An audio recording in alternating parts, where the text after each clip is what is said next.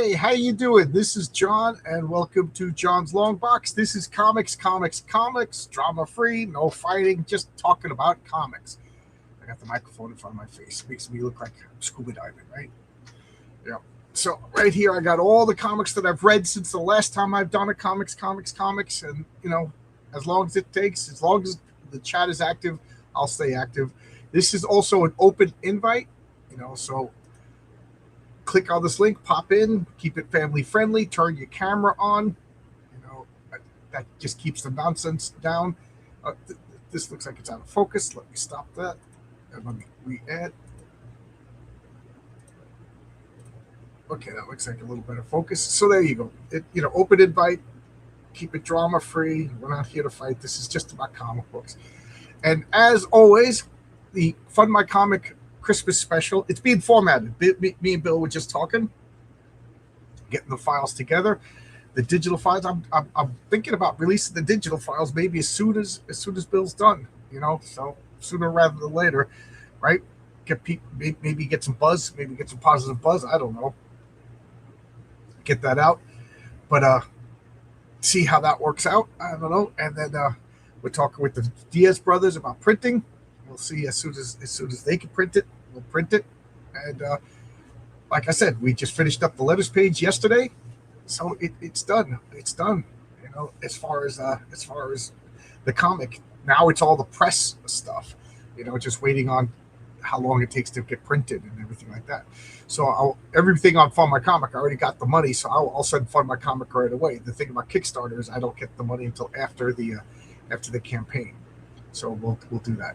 So speaking of Kickstarter, Heroic Tales, it's got $401. I need $99 more, otherwise it doesn't go through. So we need to raise $99 more. I mean, let's raise thousands more dollars, right? But we need at least $99 more on the Kickstarter. I'm hoping once maybe the digital files go out, people start talking about it, and we'll get some more sales. I'm hoping maybe around October, people be like, "Oh yeah, Christmas. Let's get this Christmas thing." That's what I'm hoping. Also drinking some coffee. We got Rex over here saying hello. Hello, Rex. I joined, but after last time, I'll wait for another time when I got a proper setup. Oh, thank you. Yeah, it's frustrating when people want to talk, and I like talking to people, but like if it's overlapping and we're stepping on each other, it just people don't want to see that. It just ruins everything. But Rex, you're always welcome. You're always welcome. Hey, Oscar's here. How you doing, Oscar? How's everything? Oscar, for those of you who don't know, he's the guy who colored all this stuff. And we got 2 projects for Oscar to draw. One of them we're waiting on Tonic Ball to submit some pages. One of them, Oscar's kind of busy.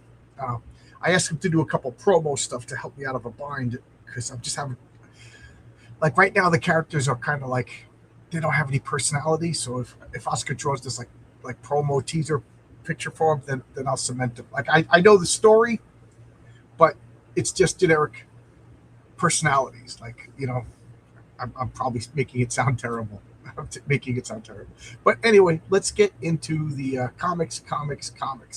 Again, if anybody likes to join me, here is the link. Turn on your camera. Let's try to keep it as family friendly as possible. So let's check this out. So this was a lot of fun. I didn't know this thing existed, but I love this. I already got, I put it in order like once a month for back issues because I got way too many comics. I still have, I think I'm back up to 19. I had 22 long boxes of comics that I have not read. I was down to 18, and now I think I'm back up to 19 boxes of comics that I haven't read yet. So I'm going to be off all of August. I'm going to be doing conventions, so might as well tell that.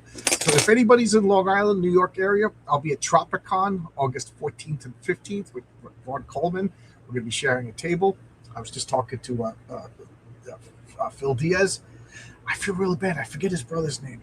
His brother's printed me up a banner. I ordered my stand. The stand will be coming from Amazon, and then I'll have my banner, and then my first convention. I'm more excited than nervous. Because it's not too far away. I could drive. I could throw everything in my car. I'm going with a pro. Vaughn's a pro at conventions now. I it's funny. Whenever I tell people I get nervous, people are like, you never seem nervous. I get nervous when I do new things. I like to do new things, but I get nervous. And like it or not, doing conventions and comic books, stuff like it is a business. It is fun, and it costs money. So you don't want to just throw bad money at stuff. You don't want to just throw money and So I was kind of nervous to do conventions. Um, Also, I got a pretty good job, and I don't want to take off. Like I was given overtime up the wazoo for the past year. I was on a job where I haven't got overtime in like 5 years, and now this last year it was as much overtime as he wanted, and I didn't want to turn it down, but I also wanted to do conventions. But like, I don't want to say how much I make, but I could make a lot of money working a Saturday, working a Sunday on my job. It's all overtime, as opposed to maybe making money at a convention. But I know the convention is getting out there and stuff. But now the overtime's winding down. So now I got a chance to do that stuff. So I think I made the right choice. I think they made the right. Plus, I wanted to wait till I had more than one comic. I was hoping to have the Christmas special printed, but then I thought it would be pretty crummy to sell it at the convention before the people actually got it. So, I don't want to be accused of doing anything inappropriate. You know what I mean? Oscar says lots of heat here in Mexico. 40 degrees centigrade. That's like 90 degrees Fahrenheit. Yeah, it was unbearably, brutally hot. And I'm working in a building without air conditioning because it's being built. And then there's all these people putting in cement. And when new wet cement goes on, it just increases the humidity. And when they spray for monocoat, it just increases. So just as hot as it gets in your house, your backyard, your front yard, just increase the humidity. It was unbearable. Today was a nice welcome respite. It was just cool. I go up to the fifth floor.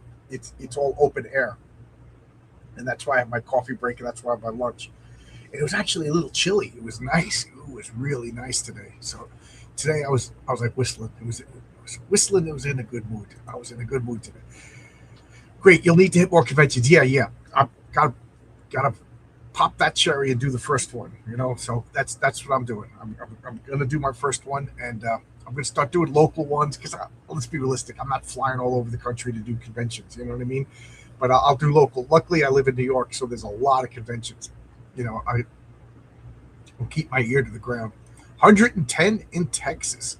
Is it humid? Is it humid? Where do you live? I know East Texas is, you might as well be in Louisiana, like Dallas and Houston. Oh my God.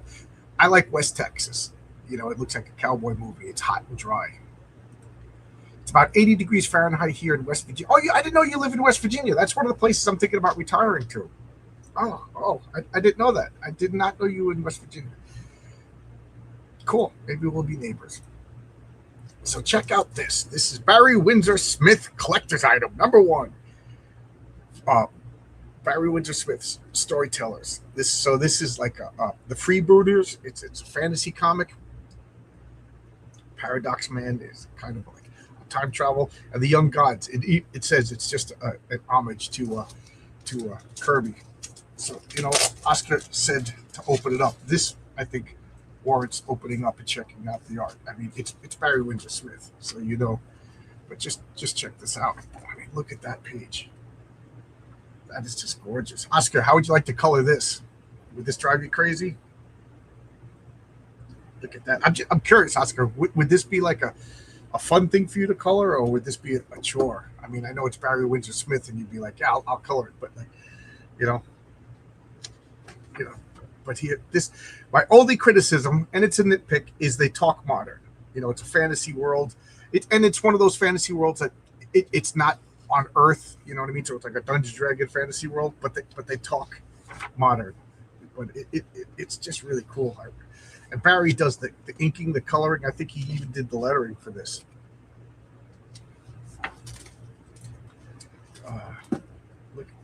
It's just so good. This art.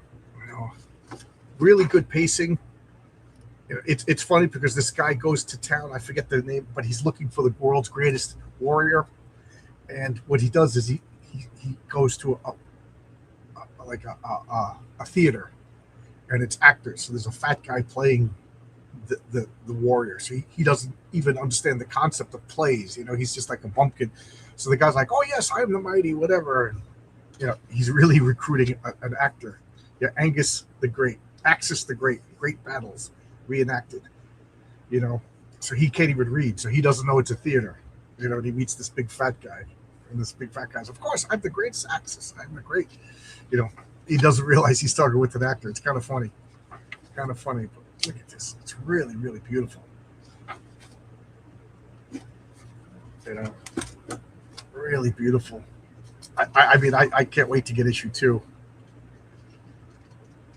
And then this is the real Axis. It turns out he's just like old past his prime, drunk, hitting on waitresses, just, and then somebody insults him and he's just beating the crap out of everybody. He's got that drunken rage, and then this is Paradox Man. So this is just, I think this is an homage to Steranko, so that first was just like, he's going to do my own Conan stuff. This is him doing his own Steranko. I mean, look at this. So it's just a guy who has like a time traveling motorcycle driving through the time stream. This is, I don't know. I just think this is like a Steranko homage. As so here's dinosaurs. You want to see dinosaurs? Check out dinosaurs. I got 2 dinosaur stories on the way. I was thinking about this. What do you guys think of like a membership for the channel? And like, because I got like a complete story, so I was thinking maybe like release a page a week for like a membership fee, and then just generate some funds to help pay and print the comic later on. What do you guys think about that idea? Like, because I got like a 13-page sleeper agent story, or 14-page. What if we get it colored and lettered and release a page a week, and then you pay, a membership fee or whatever, and you can see all these comics. You can see pages as so like right now I got Arkham is like halfway done with the story. What if I got it colored and lettered, and release these pages, where then you could see these comics before they're even made. Maybe even like a script or something like that. I don't know. So this guy's talking to dinosaurs, and he meets these space aliens. And then this was my favorite. This is the Young Gods. So this is, I mean, it even says it's Young Gods dedicated to Jack Kirby. So this is Barry Windsor Smith doing the New Gods, and it's just a wedding. It's 2 different groups of gods are getting married. One sister is just like, this is such a waste of time, and she's just like, no, my status is going to be increased. He's dreamy, and the other sister's not into it. And I have no idea where this is going. It's just 2 girls getting prepared for the wedding, And then the sister just takes off, and she doesn't realize it, but she meets the groom and the best man, and they go off drinking. So they going off drinking. So the sister is going to ruin the marriage. I just think it looks great. Oh, as I knock into the camera. So I don't know. It's Barry Windsor Smith. Totally recommend it. What year did this come out? 1997.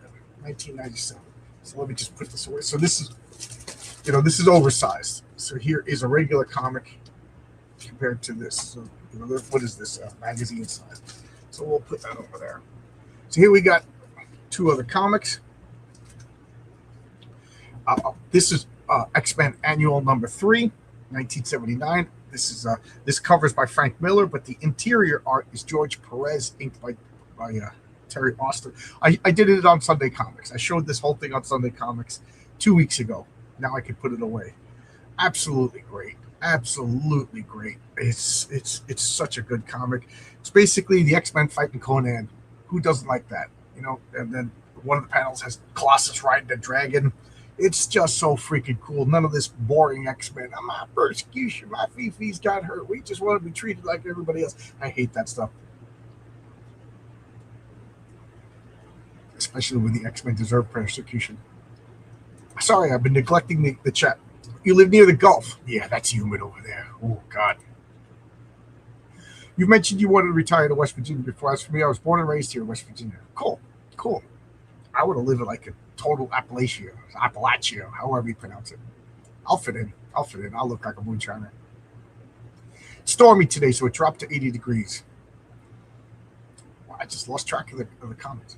Being fair on the talk modern part, that might be for the audience to make sure they don't get lost, not justified. Yeah, it's not that bad. Like I said, it's a nitpick. And then if they talked fake, old fashioned, I would complain about that. So, you know,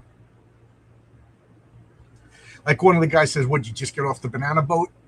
You know what I mean? Like that's like a modern expression. Or at least have a partner who already has a tape. Yeah, I'm going with Vaughn Coleman. I'm going with Vaughn Coleman, Phenomenova. It's difficult with Barry. With all the detail is black and white art, it's like a blur. The colors makes it more readable. Yeah. I also think, and this happens a lot in independent comics, that sometimes they color everything and it just ruins the dimensionality of a comic. Like everything just looks flat. If everything is colored, then nothing stands out. Like I think Oscar does a good job of you know, what's the word? Not making it too crazy. Sometimes like this super detailed art, like that Barry Windsor, that splash page, everything could have been colored, and I think it just would have been just flat.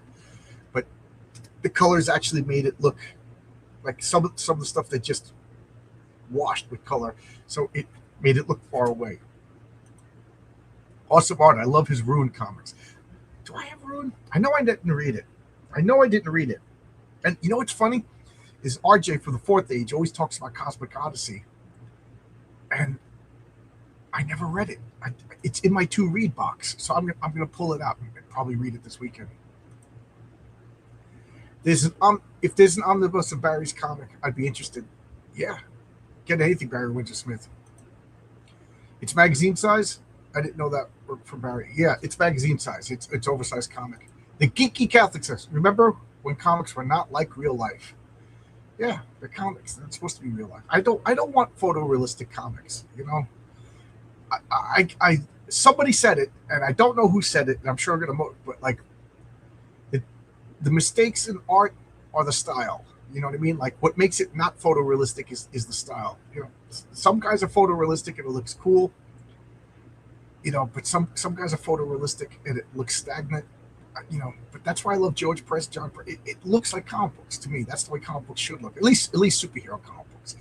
You know, Bernie Wrightson is perfect for horror, and I'm not the greatest fan of when Bernie Wrightson does superhero comics. For the record, my preferred pronouns is Appalachia. Appalachia pronouns. Forgive me, pronunciation. Appalachia. Appalachia. Yeah, in New York we say Appalachia. I say Appalachian, the Appalachian Mountains. But I don't know. I'll adapt. I'll adopt when I get there. I read Cosmic Odyssey. I thought it was okay, but it's been a while since I read it. So I can put this away.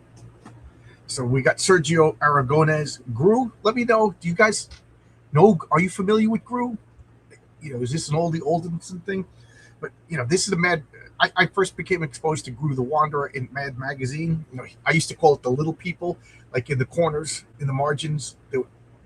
Sergio would just doodle these little things, and I loved them as a kid. That was my favorite thing. I called them the little people. I didn't realize it was called the marginals. So I was like, oh, look at the little people. So when I saw Gru #1 from Pacific Comics, because back when Pacific Comics first came out, it was Elric of Melniboné, or Melniboné, or however you pronounce it. P. Craig Russell, Michael T. Gilbert, and Roy Thomas.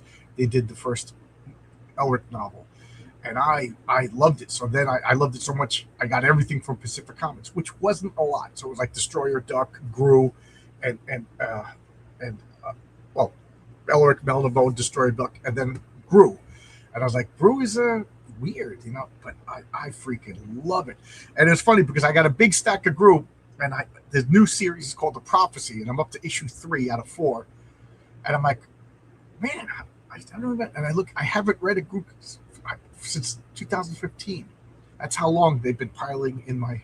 So I'm almost all caught up on Gru now. Almost all caught up on Gru. This is Friends and Foe. This is Friends and Foes #5. Just look at all the detail he puts in. Just amazing. Oscar, would this drive you crazy to color? Tom Luth has been the colorist since the beginning. But this is, you know, a lot of this is Friends and Foes. Each issue features a reoccurring character. This is the Sage. That's Rafuto, his dog. That's Chakal, the world's greatest female warrior that Gru is just in love with. You know, he's a simp for her. There's no other way to say it. I just love these comics so much. It's one of the rare funny comics that's actually funny. It's actually funny. Oh, I've been ignoring the chat. I apologize. We got Old Dirty Fat. He says, Neil Adams. Okay, yes. Neil Adams said that your mistakes make your style. I was about to say your mistakes make you smile. I'm sure your mistakes do not make you smile. But yeah, your mistakes are your style. Yeah, Neil Adams. What a talent he is. Hello, hey, you know, Ben. How you doing? Neil Adams. I used to talk to text. The Rude Vampire from Ultraverse. Oh yes. I don't know. I think I have it. I gotta look now. That's what I gotta do. When I'm off work, I gotta go through all my unread comics. Gru looks like it's related to Asterix. Kind of. I can see why you'd say that. But Gru the Wanderer is it's like hokey Conan. It's hokey Conan. Are Gru's feelings for the woman mutual? No, she can't stand. Nobody likes Gru. That's one of the jokes. Is nobody likes Gru is a walking disaster. You do not want to be near Gru. If he steps on a ship, the ship sinks. He's indefeatable. You know, nobody could defeat him. He's never been defeated. He's the ultimate warrior, but he's a klutz. So in the fight, like if you hire him to join your army, he's gonna get carried away, kill everybody in the opposing army, and then kill everybody in your army. You know, he's just, nobody wants him around. He's like a force of nature. Even the gods, you know, there's a couple of stories where the gods are like, no, you take him. No, you take him. You know, go have him plague your worshippers. Like, nobody wants him. So this is Mark Vanier. This is like him as Scribe. This is Stan Sakai, who does Usagi Yojimbo as the Weaver. And they're recurring characters, Weaver and Scribe. This is I can't remember his name. Oh, Pal and Drum. It's right there. That's Pal and that's Drum. So he's always scheming. And this guy's a big, stupid warrior who's like second best to Gru. You know, and they're always trying to scheme and you know, and then Gru shows up and he'd always ask him, am I friends with you? And they're like, oh yeah, we're best friends. Meanwhile, they're always trying to screw Gru over. You know, it's funny. And then this is Kaylee. She's a new character in this. And Kaylee's been wandering around trying to find her father. You know, and she, you know, it's kind of a sweet story. She finds her father. I don't want to spoil it in case you do read it, but this is the last issue, the 12 issues of this particular series. So she finds her father, you know. Yeah. This is the Minstrel. Minstrel kind of annoys me because all of his word balloons are in rhyme, but I'm really impressed with like how they could keep it up for freaking 40 years. You know, Toronto is another. He's like another schemer. He always has like a barbarian horde, and he's another one. Gru's always like, are we friends or foes? You know, oh, we're friends. You know, he's always trying to cheat Gru. And it's frustrating because the dog is smart, but the dog can't talk. So he's always like, no, Gru, don't fall for it. Don't fall for it. So this is Frey of the Gods. This is the gods all fighting. They don't want Gru in their realm. You know, even the gods don't want to have anything to do with Gru. Yeah. I just like this. Oop. Just look at all that detail. Such fun detail. Yeah, so the gods are going to war because they don't want Gru anywhere near them. Gru goes. These people are erecting a big statue of one of the gods. And Gru's like, "Can I help? I'm a great helper." And he just touches the string, and the thing falls over. He's just like, he's like doomed. You know, he's like under a curse. You know, his like all these other gods. Just such good art. There we go. That's the end of Gru. Would you be a simp for her also? There's better girls in Gru than Chakal. She's like a tomboy. Not that there's anything wrong with tomboy, but There's better girls that in Gru than Chakal. She's just mean to Gru. She's mean to Gru. Love it. I've got all the Gru comic books. Some of them signed. The Precious People Always with Kind Mexican Artists. Oh, wow. Cool. Yeah, Sergio Aguirre is Spanish, right? He's not Mexican. He's Spanish from Spain. And I don't think he speaks any English. So Mark Cavalier has to like translate everything and add to the story. So basically, Gru's got terminal bad luck. Was there ever he's just, that's just the joke. He's just, there's no explanation. He's just a walking disaster, you know. Like he shows up and people like, oh no, like people burn their houses down, like because they know it's going to happen anyway, so they just do it to get it over with. You know, there's one guy who's always trying to sail ships, and he sees Gru coming, and he just starts punking holes in the ship because he knows the ship's going to sail. He's like, I might as well do it now before it's loaded with goods. And then, of course, the one time he wanted Gru, he got insurance on his ship so that because he knew it would sink, and of course that time it didn't sink, and that guy lost his shirt because he took out all this insurance from everybody, and then he had to pay it, and he didn't expect to pay it, you know. Expected to have all the insurance money. So this is Day of the Dead Girl. This is Magma Comics. So this was a 4-issue series about brujas. Is that how you say it? Female witches. I bought this because Oscar turned me on to Rome Eternal. And I think 2 issues came out of Rome Eternal. And I don't know what's going on. Did it not sell? I mean, I could, because I think Magma is still in business. But I got this 4-issue series. This was fun. This was a fun story. This is my single favorite comic of all time, Avengers 165. I think 2 Saturdays ago on Avengers Assemble, I talked about this. Just such a great look at this odd choice of coloring. Look at this odd cover. Just we got Count Nefarious' head in red, like a Dracula or something like that. Just, you know, word balloons on the cover. Awkward Iron Man. It's just so great. I love this. Go check out my video on this comic. Sunday Comics. I got somewhere a Gru card game. I didn't know there was a Gru card game. I didn't know that. It's like you're a builder of towns. You move Gru with dice, and if he enters your town, he will destroy everything. Yeah, there you go. Yeah, it's like the opposite of Mousetrap, right? You don't build it. I think the joke said the 19th. If you have to explain the joke, then there is no joke. He was born in Spain, but he lived in Mexico. His father was a filmmaker. Oh, Sergio Aragones? I didn't know that. So he lives in Mexico. Okay. I didn't know that. I just assumed he still lived in Spain. So this is Tim Truman's Shaman. Shaman, I think it went 24 issues, and then they split into like separate comics. This is War Shaman, and I think there's another comic, Scout, something else. So I think there was 3 short-lived like little follow-up series. So this is a couple of years in the future after Scout, and Scout now has 2 kids. As of right now, you don't know who the mother is, although you kind of know who the mother is because there's only like one real love interest. You know, that to me, I would be surprised if she's not the mother. But it's a good comic, man. Tim Truman can draw the hell out of a comic. If you want guns and tanks and airplanes, this is the comic for you. If you like that heavy ordnance, this is the comic.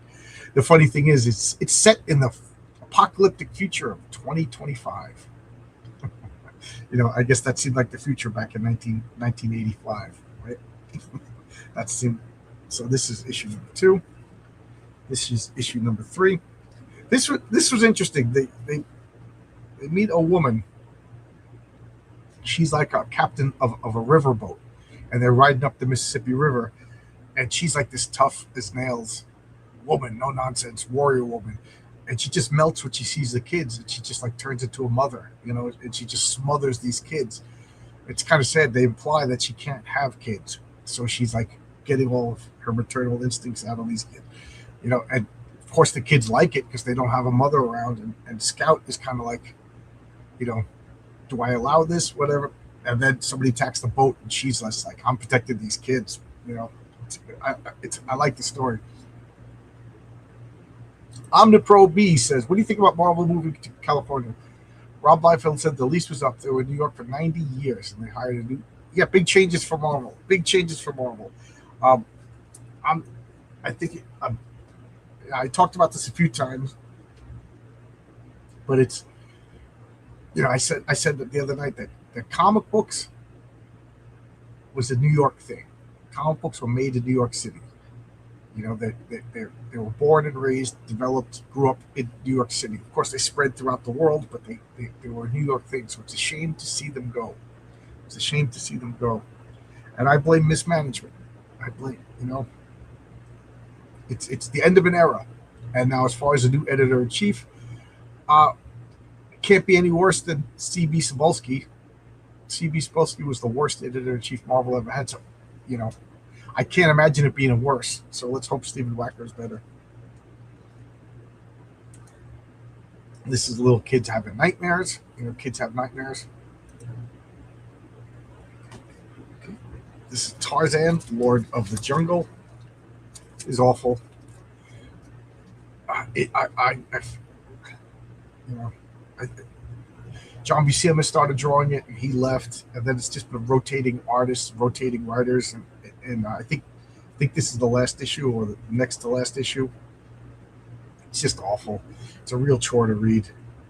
It started out strong. I liked the first 4 issues. I was really excited. I thought they were cool, and it's just a slog. Sorry for everybody involved. There's a reason why I didn't get it as a kid. Hey, Massive Panda is here. How you doing? How's everything? I love that. Who drew that? Did you draw that? It's cute. Heard someone make an interesting point about sci-fi. Stuff like Star Trek assumes will evolve morally as technology advances. Stuff like Cyberpunk looks as it says, "Have you met people?" Yeah, yeah. Well, in Star Trek, there was a big war and there was a catastrophe. It was set in the '90s, and when Star Trek, Noonien Singh and everything like that. So they went through a horrible period in Star Trek. Khan, but I don't know. Star Trek is hopeful. Is a hopeful future. You know. So this is Usagi Yojimbo. This is Ice and Snow. I'm way behind in this. I was missing an issue or two, and then things stack up. So I went and got all my missing Grooves, and I got my missing Usagi Yojimbos.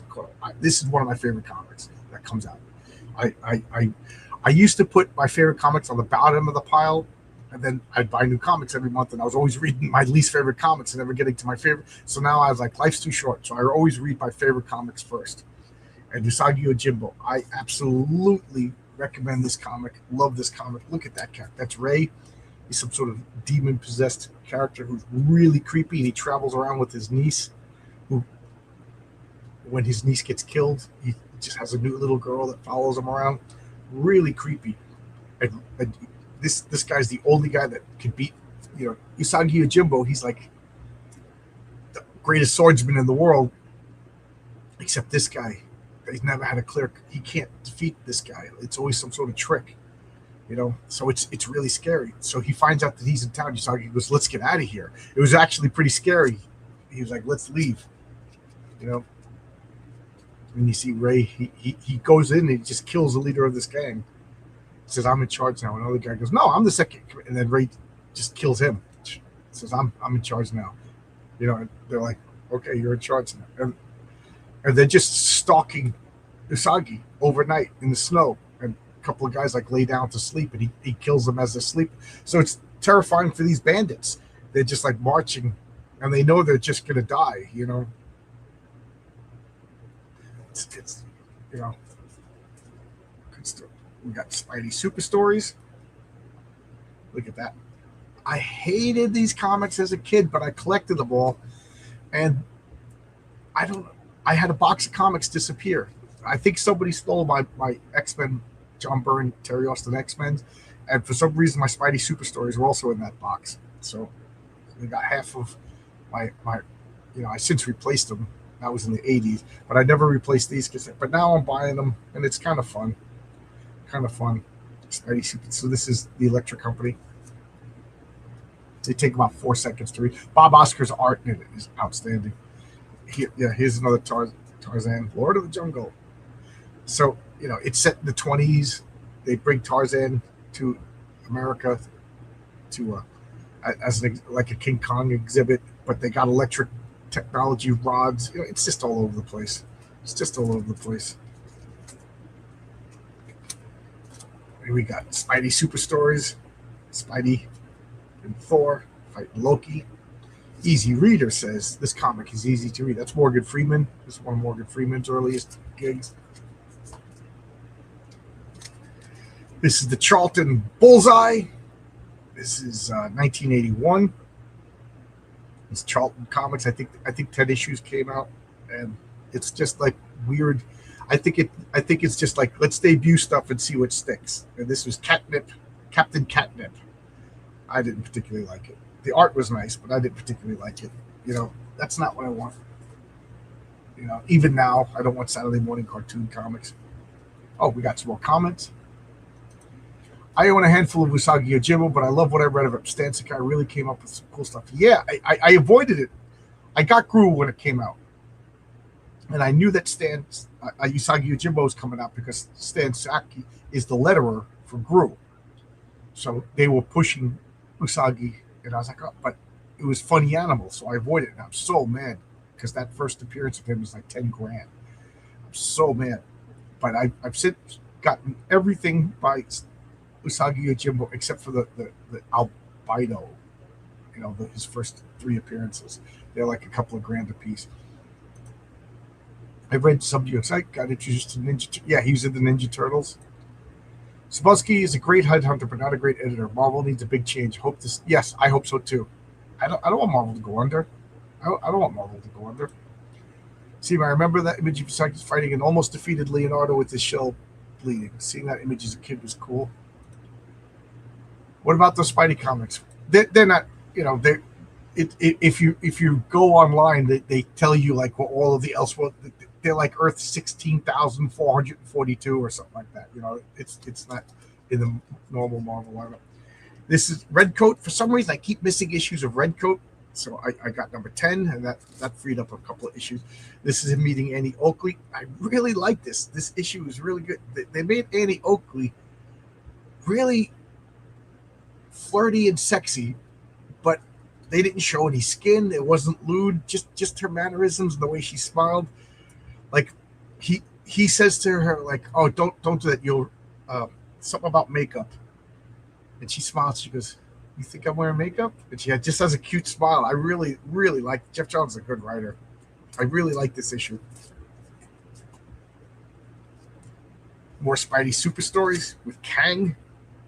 Kang is he steals the White House. That's the kind of stories so Kang just shows up to steal the White House. That's what you do when you're Kang the Conqueror. You steal the White House. Here is part 2. I might as well put the stack right here. Since I'm only. This is part 3, rather, to that Count Nefarious storyline. This is Thor fighting Count Nefarious. This is as far as I'm concerned, this is the original evil Superman. Yeah, there was the Squadron Supreme before that, but that's evil Superman. He has laser vision. That's exactly what he's supposed to be. The red cape and everything. I freaking love this comic. Last issue he easily defeated all the other Avengers. So now they got 2 of the heavy hitters. They got Vision and Thor fighting them. Just a great, great freaking comic. Highly recommend this. I remember Aranita comics here. I think the same, but here we draw the mask with open chin. What is Arita, like a Spider Woman? Truth be told, when it comes to Marvel and DC, I don't think they're completely beyond saving, but I don't think they will be as long as people.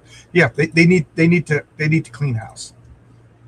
So that's why I'm asking you guys, tweet to Elon Musk, ask him to buy Marvel, put me in charge. I'll fix it. I already got plans. I already know what I'm going to do. There's going to be a degenerative disease that destroys all these clones, so no more Spider-Gwen clones. And X-Men's going to be a horror comic.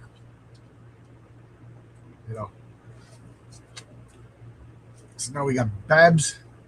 So this is Garth Ennis doing like a humorous barbarian comic. I can lower this a little bit. So this is well drawn, really well drawn. The same artist, and she's got a talking horse. Her sword talks. So it's like Dungeons and Dragons comedy. There's a little bit of like kind come on, like, there's a Hobbit that's like just like the Gimp from True Romance, but they're foul talking, they, or at least they're not lesbians. She likes the D, and they she they got they this comic starts out, they had like a big horde. They killed a dragon or something and took all this gold, went into the tavern, got drunk, and pissed away the money financing another group of adventurers. And when she sobered up, she's like, we just sent them on the unbeatable quest. So how do you know? Because she's done it before, and she's not talking about it. So she knows something that she's not telling. It's got like a little bit of sense of foreboding in it, but it's kind of funny. It's crude. It's crude. So be warned if you read it. They got the black bald chick. They got Babs, but they're attractive looking. They're not lesbians. Which I'm surprised by. And they're going on the Black Road South. A lot of dick jokes, a lot of fart jokes. You know what I mean? Oh, we got a guest. Hey, how you doing? Hey, what's up? What's up? What's going on? What's going on? Yeah, I whenever I don't have a guest, whenever I have an open slot, I do comics. I just talk about all the comics that I've read since the last time I did comics. Okay. So I'm just talking about Babs. Have you read this, or do you know anything about it? I know nothing. I know nothing about this. This company is Ahoy Comics, and I'm rooting for this company. They do a comic called Wrong Earth, and I can't remember the writer's name, but the art is Jamal Igle. It's just great superhero comics with a twist, with a humorous twist. And the humorous twist of Wrong Earth is, just imagine Batman 66, Adam West Batman, and then imagine now Batman. They're fighting a Joker type of guy who jumps through a world portal, and they go to the wrong world, and then the portal they can't get back. So Adam West is in this grim and gritty world, and the grim and gritty Batman is in the Adam West world. The crimes are like, I'm gonna steal all the cream puffs, and then Batman just like beats the crap out of him. Everybody's horrified. What are you doing? You know what I mean? Like it's so they're stuck on the wrong Earth. And then the last story is the Frank Miller, really dark Batman is now getting involved. And it's a fun twist. It's not deconstruction. I think it's just playful comic. But anyway, Ahoy Comics, I always try to check out them, but this is Garth Ennis goofing on Red Sonja, Dungeons and Dragons. It's a humorous, well written, kind of crude. I'm sure somebody's gonna be like, that's so woke. If it is woke, then he's doing a good job of making the characters interesting and funny. And that's, Garth Ennis is kind of left winger kind of guy. So I love this cover. She's chopping off the snake and pulling her companion out, just covered in blood. And it's the sword is like sarcastic. The sword talks. The horses talk. It's a fantasy world. Oh, we're back to Usagi Yojimbo. I talk a lot. Anything you want to say? Oh yeah. I got I got some pickups that I backed from indie comic creators. This just came in the mail. D Writers. I just got it from Moses and his team, and I got Vaughn Coleman's Phenomenova Chapter 1. Oh, cool. And I got that, and Dave Brink's hardback Volume 1 of Perfect 10. Yeah, I got Phenomenova, and I got Perfect 10. Absolutely. Yeah. I don't want to be big. I absolutely say this in all honesty. That Perfect 10 is I hope to be a quarter as good as that guy's comic someday. Yeah, his stories are great. I picked up the first issue because I kept seeing people, I kept seeing people just pass around and talk about indie comic creators and stuff. And then somebody had posted the picture of 10. I was like, man, the artwork is just amazing. And of course, she's hot as well. Right. But I was like, man, but the artwork was what drew me in. I said, I need to know more about this. So one of my subscribers said, yo, I'm collecting his issues and stuff like that. You need definitely go check it out. So that's when I went on his website, bought the first issue, and then I reviewed it I loved every last bit of the first, especially the first chapter. And I mean, like I said, I'm a learning indie comic creator myself, so I'm learning a few things as well because of how it starts. You know, like it's already in the midst of the action, and while the action is going on, it's also giving you that lore as well to catch you up as you're trying to catch up with number 10 as she's trying to figure out the world itself. And that was some just great execution. And then how the first chapter ended, I said, you know what, I need to follow this. And yeah. My only criticism, and I told Dave, I love Dave, you know, is the first issue is a little exposition heavy, but once you get past that, it's just full on, you know, it's just full on action. And that Power Roderick, that guy could draw the hell out of the female form. Yeah, really good. I know the indie, they're all younger than me, so everybody loves 90s comics. So Perfect 10 is it's 90s comics, but with an actual guy who could write, you know, behind him. So it's writer based, and he hires artists. And since we're talking about Dave Brink, check out, he's got Safeguard right now on Kickstarter. Have you read this, Usagi Yojimbo? No, I never. Is he from is he from Ninja Turtles or? Yeah, he crossed over with the Ninja Turtles. He was in the comics. You know, I got a Ninja Turtles board game, and Usagi is one of the characters that you could be. Okay. But it's Stan Sakai is a Japanese American, and it's about a samurai. It basically means samurai rabbit or bodyguard rabbit, and it's during the feudal times in Japan. And it's just he's a Ronin, so he's just wandering around Japan like having adventures. And this demon guy, it's like a human possessed by a demon. He's unbeatable. And this issue is like he's like, Ray is in town. We got to get out of here. And like, it's actually pretty scary. So now they're fighting over. He decides since he's wearing snow boots, he runs over the frozen water. And Ray is sliding around. Like he has to be smart to beat him, you know. So he's got traction on his feet, and you know, everybody else is falling around like the keys. I know. I just it's my favorite comic. Every month that there's a Usagi comic, I read that first. My wife even knows. Oh, Usagi, you're gonna be in a good mood. And then the letters page, he always talks about the history of the comic. You know, like right. There was one issue. It was about soy sauce. Oh, really? And the letters column was just like a history of soy sauce, and I didn't know any of this. You know, like they had these wooden vats that had like 100 years of mildew on it. That's what gave it the taste. You know, modern soy sauce is just chemicals, but traditional soy sauce was like this, like briny water mixed with mildew. You know, wow. I know I didn't know any of this stuff, and rivals were destroying each other's mildew, and that would put them out of business for, you know, years. You know, because it took like 20 years for that to build up, and so they're hiring samurais to fight each other over soy sauce. It was just a fun story. You know, I don't know that stuff. Interesting. Feel free to interrupt anytime you want. I'm getting schooled here. I'm getting schooled here because, like I said, like I was only young and reading comics with my dad when I was much younger and everything. So now that I actually started going back creating comics, I'm just getting back into it. So I've been going more into indie space, just trying to figure things out and learn things and stuff. So I'm just getting a history lesson here. Like, so just go away. I'll jump in and stuff like that. You know. Now I'm just gonna. The chat's pretty active, so I like the chat. You know, I got such a great chat. So Rex says that's funny. The only times you see a black woman in anything anymore, she's almost always a lesbian. Yeah, we were talking about Babs.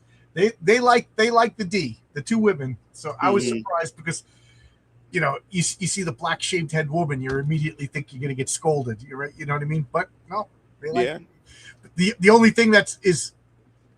I think she likes to drink a little too much, and she doesn't want to go on this adventure. And Babs is like I said, it's a funny, humorous comic. Garth Ennis is a great writer. His politics annoy me, and for the most part, he keeps the politics out of his comics. But lately, it's been seeping in, but not in Babs. Babs is just a fun D&D inspired comics. But I like Garth Ennis, so maybe I'm giving him a little bit of a pass. Brian, I've watched your recent interview with John. It was great. Also, your recent video about expectations of black creators was insightful. I can't read anymore. Need to check out your... Yeah, Brian was so much fun. My wife was watching upstairs. She goes, I think you just made a best friend. Oh, yeah. So now to answer both what Rex said about black women that most of the time you always see them, they like lesbians and stuff like that. I think the case of that is the fact is that especially today, black people are used as a vehicle to, like I said, push this representation. So it's like killing two birds with one stone. You not only have a black woman, but you also have a lesbian. So you're knocking out two things at the same time. That's and not why only that, you're throwing up a shield because now you can't be criticized. You can't criticize. Yeah, black people. Oh, you criticize lesbians. Exactly. Yeah. So that's what the case is for. And I wish a lot of people within my community realize, like, yo, we're being used. You know, these companies don't care about us. You know, they only use us when they went to push an agenda and everything. I always said this even in my own streams when it comes to like the civil rights movement and stuff. Once we paved the way for a lot of these other minority groups, whenever they wanted to push feminism or push any of these things, they come back and grab us. Once they use us and we're done, then they kick us to the side because now their mission is accomplished. And I'll be trying to tell my community, like, stop falling for this stuff. What bothers me, and nobody listens to me because I'm a straight white heterosexual man, is when they race swap.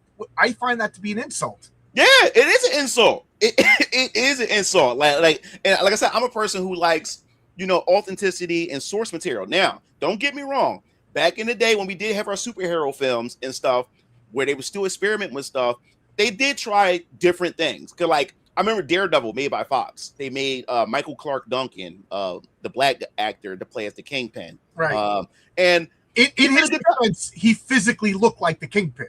Yeah, he did a good job. So, because at first I remember even back then, people didn't really make a fuss of it, but some did. I did too. I was like, you know, I'm not gonna lie. I was just like, why'd they get him? Yeah. Why? Then once I saw him, exactly, he said this guy's presence carried it.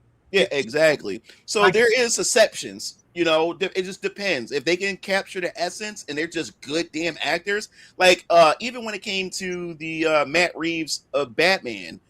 They made Commissioner Gordon black. I'm not a fan of that, but I know that actor and I know a lot of his films. He's a great damn actor. So when I seen that they casted him, I said the same thing. I was like, I don't want to see this movie.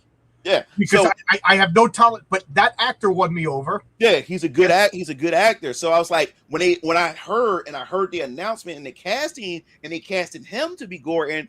I wasn't a fan of it, but I knew him as an actor, and he's a great actor as far as his caliber is concerned. I say he's going to do good with the role. He's going to do it. That, as far as I'm concerned, there hasn't been a Batman movie. None of the Batman movies. Yeah, I know what you're saying. Yeah, my favorite part of that movie was the Jim Gordon Batman relationship. Yeah, I thought they did a good job. And in the Daredevil, Phil Ulrich.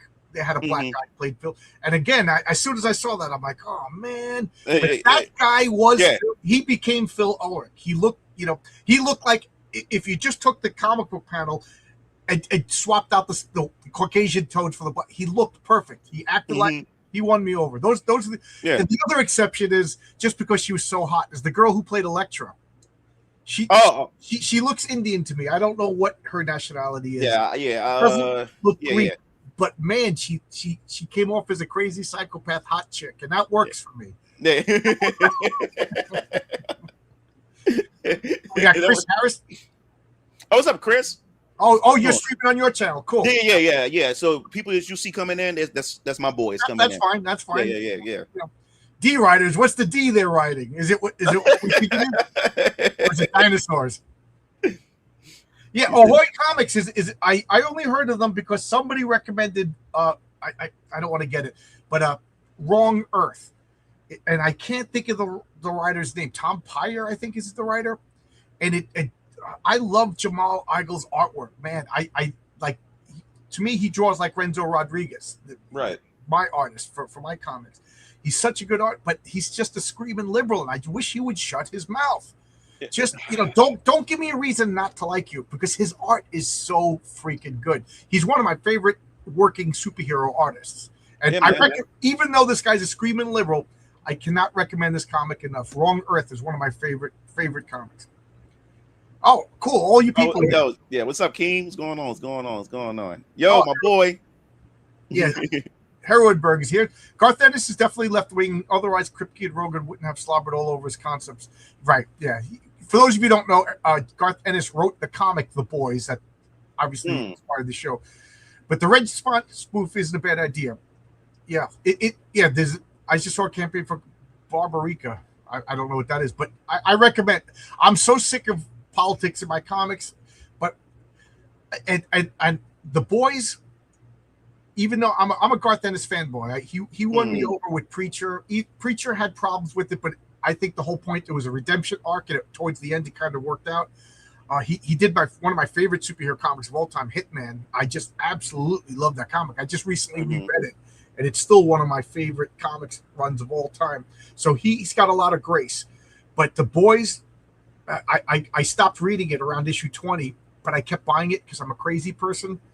And then I said, I got to read this. I got a big stack, and it really did. It made me sick to my stomach. It was just it was a comic made by a guy who hates superheroes to make fun of superheroes. Right. So why but he's a good writer. You know what I mean? So it's well written. It's a really interesting story. And then the show took out the total twist ending that I won't spoil. Yeah, you got Harrowberg. You like it. You like chick books. You like chick books. Chicks Ahoy. Yeah. Usagi Yojimbo, the stories are like small tales where he's it's like kung fu. He walks the earth and gets into adventures, and it teaches you a lot about Japanese mythology, Japanese folklore, Japanese history. You never know what it's one of my favorite comics. G, yeah, the character. It's based on G. So I don't know. Could you give me more information? The character's really creepy. Yeah, Yoshimbo is Japanese for bodyguard, and Usagi is rabbit bodyguard. Wow, Talcum X is here. How you doing? What's up, Talc? That name makes me giggle. He's in the Teenage Mutant Ninja Turtles. I don't know what capacity. I just started reading Teenage Mutant Ninja Turtles from issue 1. I got number 4 right here, and I really like it. The only reason why I remember that rabbit Usagi, because back in the day I had the TMNT toys, and I had a Usagi action figure. He had the samurai armor on. He had the katana and stuff like that. I was like, wait a minute, I recognize him. He got to be from Ninja Turtles. It's a great. Yeah. It's like I said, when I get, because I order my comics online. I know I'm a bad person, but it's like 50% discount. So so once a month I get a box. So I'm always a month behind everybody else. And if there's a Usagi in there, that's the first thing I read. Always. And I'm old now. My time is precious to me, so I want to read my comics that I enjoy first. Right. Road could be Don Chin parody. Yeah, there you go. We'll see if we'll get Don Chin to do a parody. Usagi is a character from his own solo series. He's a crossover with Teenage for lots of so he's in his own universe set in the 1600s of Japan. And then there's Space Usagi, which is his descendant in the future. I don't like Space Usagi as much. I don't know. I like the samurai aspects. Usagi and Leo are best. I could see them. They're both kind of Usagi Yojimbo was more stoic. Hey, Matt's here. Matt, this is an open invite if you want to come in and talk comics. I always love when you come in, Matt. Are you familiar with Matt Barr? I think I heard of Matt Barr. I think so. He's so freaking talented. I sent him a story, a sci-fi story, and he's on deck to draw one of my stories. He's just so good, so talented. Awesome. And he drew me in Rock and Roll Ninja 2. I can't wait. I think cool. I have a cameo as a taxi driver. Oh, sweet. I'm gonna get stabbed or something. Like, come on, Matt, you killed me. Are you both excited for Spider-Man Brand New Day? You want to take that? I mean, out of all the more recent, I've been talking too much. Yeah, all the more recent MCU movies, I think Spider-Man's the only franchise within the after the Endgame arc. It's the only ones I do watch or whatever. They are somewhat competent and enjoyable to watch. But am I excited for it? No, not really. I'm gonna watch it though, but I'm not oh man, I can't wait till it to come out and everything. I just want them to hurry up and get this Secret War so they can reboot the entire MCU. Just hurry this up at this point. Just hurry it up. Short answer: I'm not excited for any Marvel or DC movies. They've been disappointed, but I'm cheering for them to be good. Right, but I'm not going to be Charlie Brown and Lucy Van Pelt with the football anymore. You know what I mean? So I'll wait, and then when I hear Brian likes it and Matt likes it, then I'll watch the movies. You know what I mean? The last Marvel movie I saw was the Spider-Man with all the Spider-Man. I wanted to see Tobey Maguire interacting with Andrew Garfield. Yeah, I still like them better than Tom Holland as Spider-Man. Tom Holland for me just it took me some time to get used to Tom Holland because, like, especially when he first had his appearance, he didn't feel like Spider-Man. Like, he was more like what people call him, like Tony Stark Jr. You know, his suit was more technological. right. You didn't really get the street level type of experience from Tom Holland Spider-Man. And now that's what they're trying to do with this one. They're trying to be more grounded, more street level. How Spider-Man, you know, how we know what Spider-Man is with his comics and stuff. But we'll see how they pull it off. I do like the new costume. The new costume looks awesome. Yeah. You know who else looks awesome? Heroinberg looks awesome. Oh yeah. How was that for an introduction? You there? Awesome. Did I wait? Yeah. Do I look awesome? I mean, the ladies do for sure. Hey, Brian. Hey, what's up? What's going on, man? How you doing? Are you two familiar with each other? Oh, nice to meet you, man. Oh, okay. No, I think I saw it on Twitter. I saw somebody post one of that cover. I seen that somewhere before. So yeah. Well, yeah, we are on X and not on Blue Sky. Oh, good. Good. Nobody's on Blue Sky. Well, as Yogi Berra said, it's too crowded. Nobody goes there. it's a club that nobody would want me a member of, like Groucho Marx. Yeah, I go to Blue Sky because I go there to invite people to come on my channel, and so I go there. I talk to Kurt Busiek. I guess he looked me up, blocked me because he blocked me on Twitter, but I never interacted with him on Twitter. So I guess I got hit with a block. You know, Kurt Busiek is a screaming liberal, but he's one of my favorite comic book writers. He wrote one of my favorite comic book series, Astro City. Oh, Astro City's unbelievable. Yeah. Right. That's a direct inspiration for my comic, Heroic Tales. So I wanted to talk to Guy.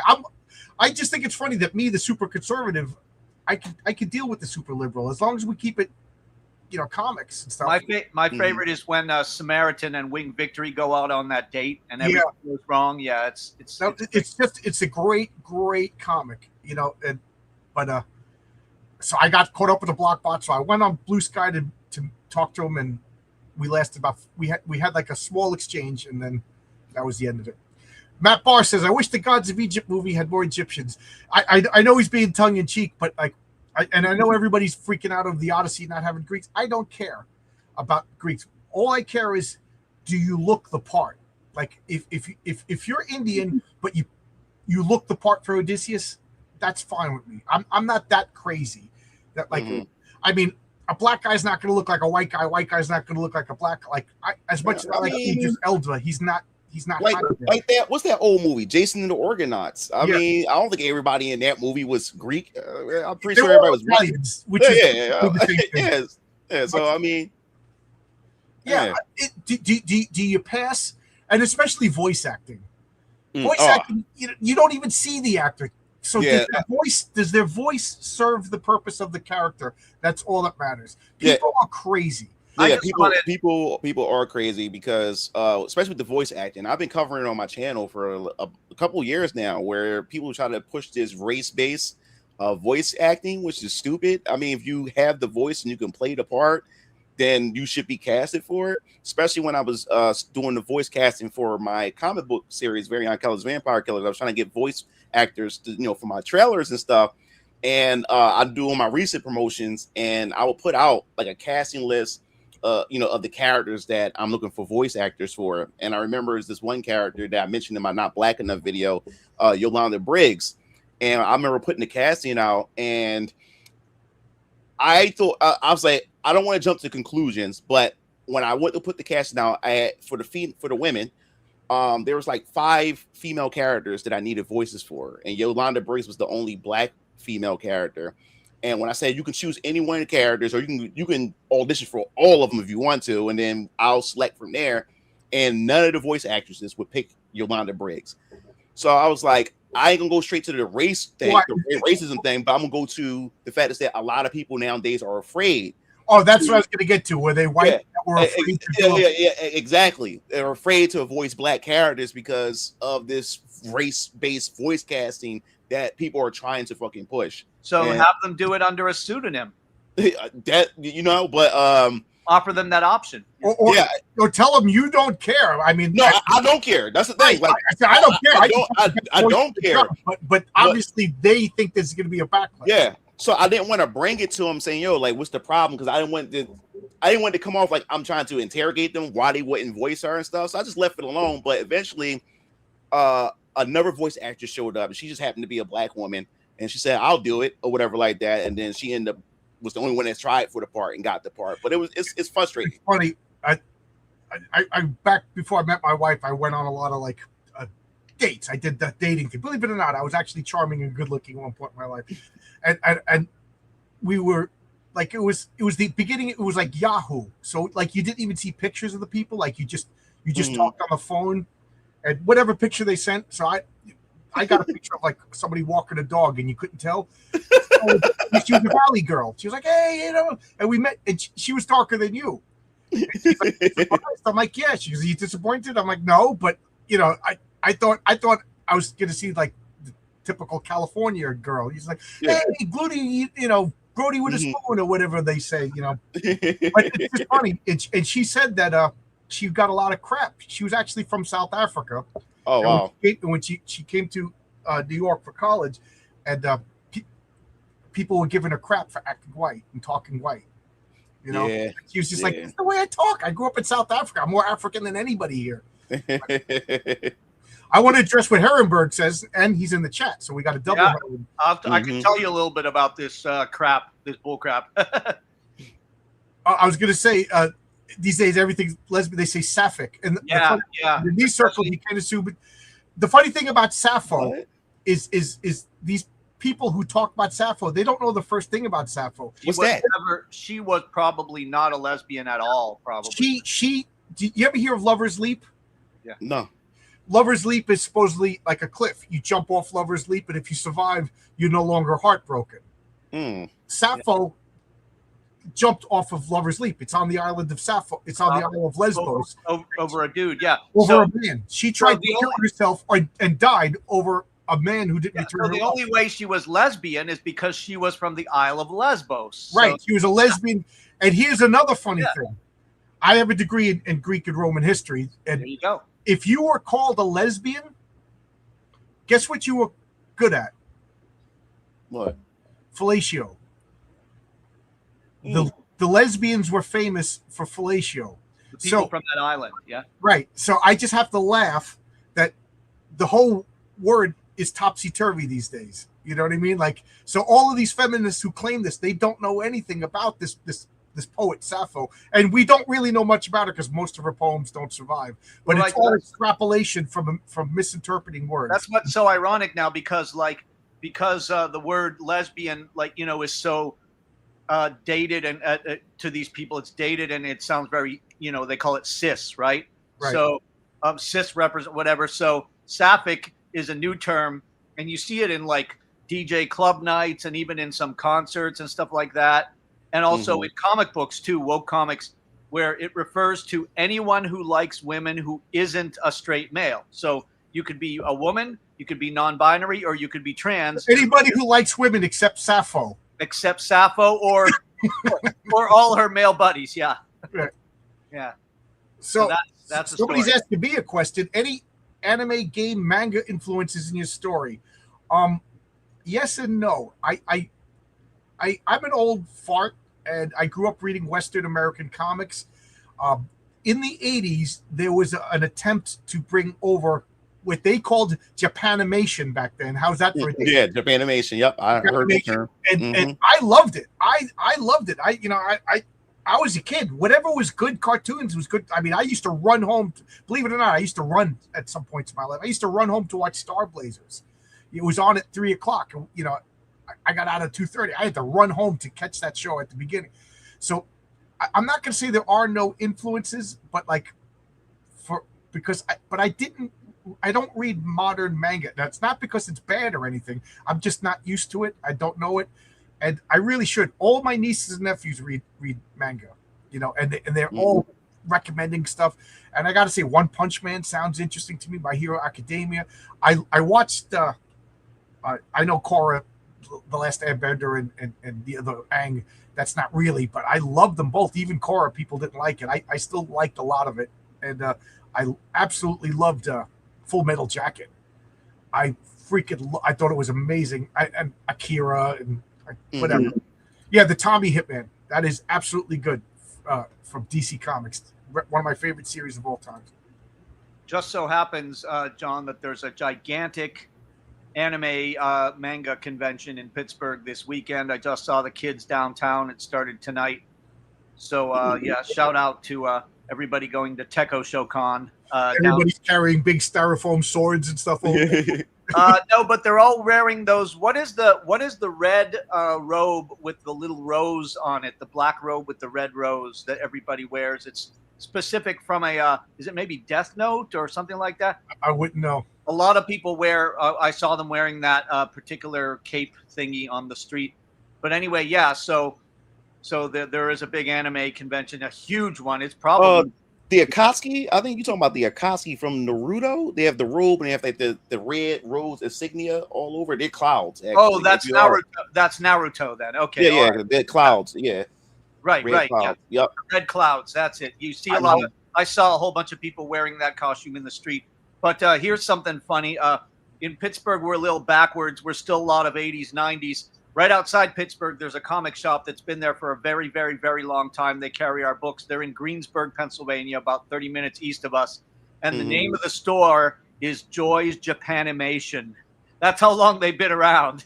Yeah, that's an old school term, Japanimation. Yeah, the store is called Japanimation. It's funny. Yeah, they're very nice. He-Man brings up the Avengers Earth's Mightiest Hero cartoon. That cartoon was outstanding.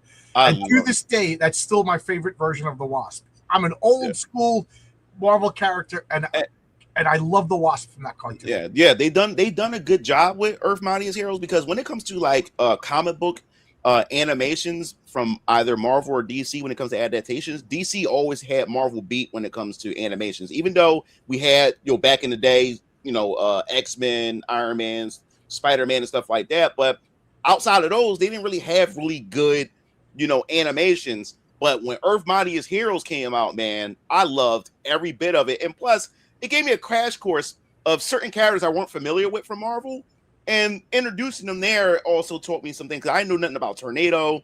I heard about the Wrecking Crew because my dad, reads Thor and stuff like that, but I didn't know much about them. So I got introduced to the Wrecking Crew and many other characters that I knew nothing about from that series, and Guardians of the Galaxy before the Guardians of the Galaxy movie was ever released. So that was a good show. Brian, that cartoon was the last time you saw the hot Carol Danvers costume in cartoon form. Yeah. Before the Kelly Sue whatever. Yeah. A couple years later. Yeah, before they desexified one of Marvel's sexiest characters. Yeah. Hottest ever. Yeah. Yeah, man. And what upset me about Earth's Mightiest Heroes, they canceled it or discontinued it because they wanted to do another Avengers cartoon that's more close to the MCU, which that show was horrible. It was called Avengers Assemble. I hated that. It was horrible. Yeah, I got to say the Dini-verse, the Batman animated series, that's my favorite comic book cartoon series of all time, followed probably by Earth's Mightiest Heroes. I think they're really good. And yes, Frank Miller's Ronin is an amazing. That's. I remember reading that comic book, before it came out, before Dark Knight Returns, if I remember correctly, and I didn't know back then. I didn't follow the guys' names, and I thought that was outstanding. I don't want to spoil the ending, but me and my friends, when we would go camping and we'd sword fight with sticks, we reenacted that last fight over and over again. That's how much we loved that. That shows you how young I was when that came out. Oh wow! Yeah, I was young once. Master Panda says, yes, I've had that same action figure. If memory serves, Usagi made an appearance in the OG 80s TN. Yes, he did. And they added him to the comic, the toy line. It was a Mirage series, Mirage Studios comic book series, and Usagi, for whatever reason, I never read it. He was in that comic. And I'm looking over there. I have a board game Right. They never get to play because I will only play it with 5 people because one person is Shredder and then the other 4 people are the Ninja. I'm not playing the Ninja Turtles with only 3 turtles. Right. You know, so I got to get exactly 5 people to play, and it is a fun game. And I didn't like the Turtles. I grew up hating the Turtles just because I'm one of those people that if you have to like something, I put up my shield and I don't like the Turtles. I don't. Then I realized I made a mistake that they were good, so of course I had to double down on not liking them. But I got shamed into it, finally admitting that it's a good comic. I'm looking forward. I'm up to issue. I just read the Raphael solo issue. Awesome. Okay, everybody. I get excited. Fusagi animation. Yeah. What Oscar? By the way, this is Oscar, the colorist for my comic.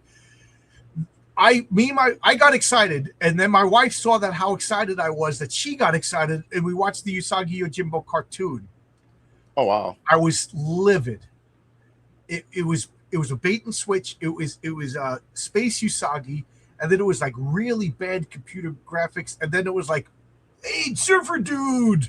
What? It was like bait and switch. It wasn't even the same character. I watched one episode. My wife's like, "I like it because I'm not emotionally attached to the character," but I was like, I'm done. I want that half hour of my life back.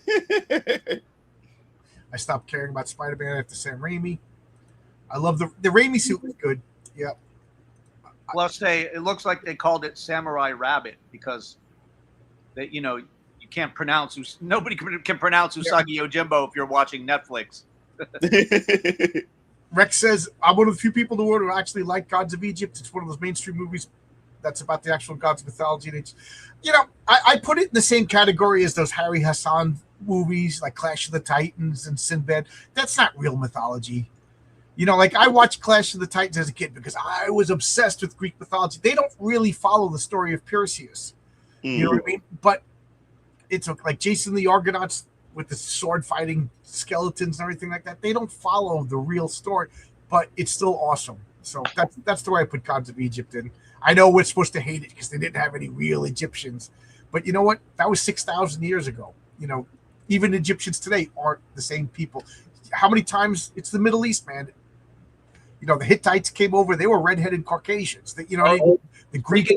Speaking of the Hittites, one of my favorite movie involving Egypt probably ever is the 2014's Exodus, Gods and Men, because it has the Battle of Kadesh done only, the only time it's ever been done in live action, the Egyptians versus the Hittites, actual chariot battle. And they pretended that Moses was one of the generals, although of course he wasn't there, but yeah, I didn't really good. It's really good. Exodus, Gods and Men. It's a real chariot. That's one of my pet peeves is nobody ever uses chariots correctly. These are chariot battles between the Egyptians and the Hittites. In where it actually happened. It was pretty cool. I thought, at least. Yeah. Oscar's talking about the 80s and 90s superhero movies with Captain America with the rubber ears and everything, and the motorcycle with the clear shield. Yeah. Phil Lamar has voiced animated. Yeah, Phil Lamar's got a great voice. Yeah, he's amazing. I don't care. I don't care what the actor looks like when it's a cartoon. I care what the voice sounds. What's her name does Bart Simpson and it's a girl. Who cares? Mm-hmm. And Jim O'Reilly's here, another great artist. How you doing, Jim? Love to work with him someday. Buy more of my comics so I can hire artists like Jim. And he voiced Samurai Jack for years, doing a phenomenal. I didn't know he was the voice of Samurai Jack. I didn't know that. He's a guy he's one of these skinny guys with the deep voices. Deceptively. Yeah, them distinct voices. Yep. God, now I gotta watch Gods of Egypt again. Now you guys, I gotta watch Gods of Egypt and then Exodus. Watch that, yeah. Yeah, I have a month off. I still haven't watched Apocalypto. I gotta watch that. Oh, that was good. That was good. James Earl Jones, Darth Vader. Yeah, would Darth Vader be just imagine if Darth Vader had Woody Allen's voice? Excuse me, but I need the plans for Alderaan, please. I've been working on my Force 6 crew. Cool. Is that you making your own comic, or is that like a military group? I think he's working on a video game. Wow. I noticed that not only did Phil Lamar play Jon Stewart a number of times, but he also played Black Vulcan in the Harvey Birdman cartoon. Oh yeah. Yeah. I knew that. Yeah, that's funny. I gotta say, Jenny Isabella is one of the greatest creators of all time. That's a joke. Tony Isabella now goes by Jenny Isabella. Oh, And Oh wow. you want to say hi to Jenny? We'll be there next Sunday in Cleveland alongside Jenny. he has no reason to be as nasty as he is. He's kind of a putz. Yeah, he's Wow. no one loves you when you're old and transgender. You know, just stop being nice, Jenny. He's not Jenny from my hood. Zach Den's here. I get nervous until I get the blessing from Zach Den. Zach Den, you got a letter published in the Christmas special. Japanimation, he took me back to 8th grade. We had Robotech. There was a lot of good old wow, a lot of comments, guys. I'm trying to catch up, but you guys keep talking, which I love, by the way. My boy's showing up. My boys are here. Yeah, you brought your crowd. I love Homer's Odyssey. Earlier this year, I love Greek mythology, and everybody's asking me about the new Odyssey movie, and I noped out. First off, I don't like Nolan. This has nothing to do with politics. I just don't like him. I find him to be overrated. I liked Inception. That's my favorite of his movies. Even his Batman movies, I have major problems with.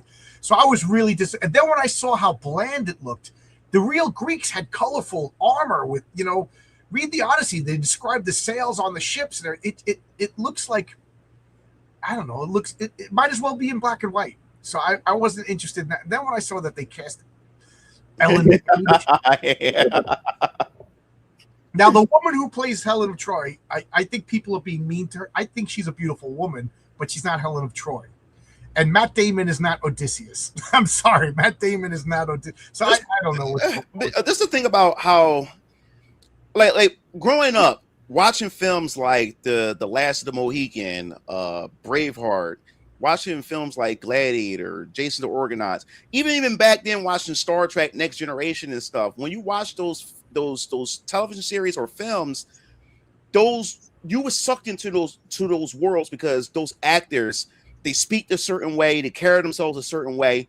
You was drawn into those worlds. You didn't feel like that you're in a modern setting, when you watching these actors perform these roles and stuff.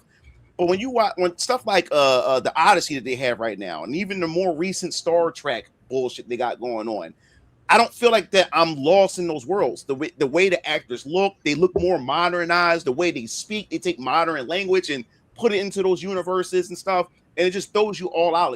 I just lose the immersion. And look at that, Matt, like you say about Matt Damon, like he don't like he belongs there. Like it just pulls you right out of it.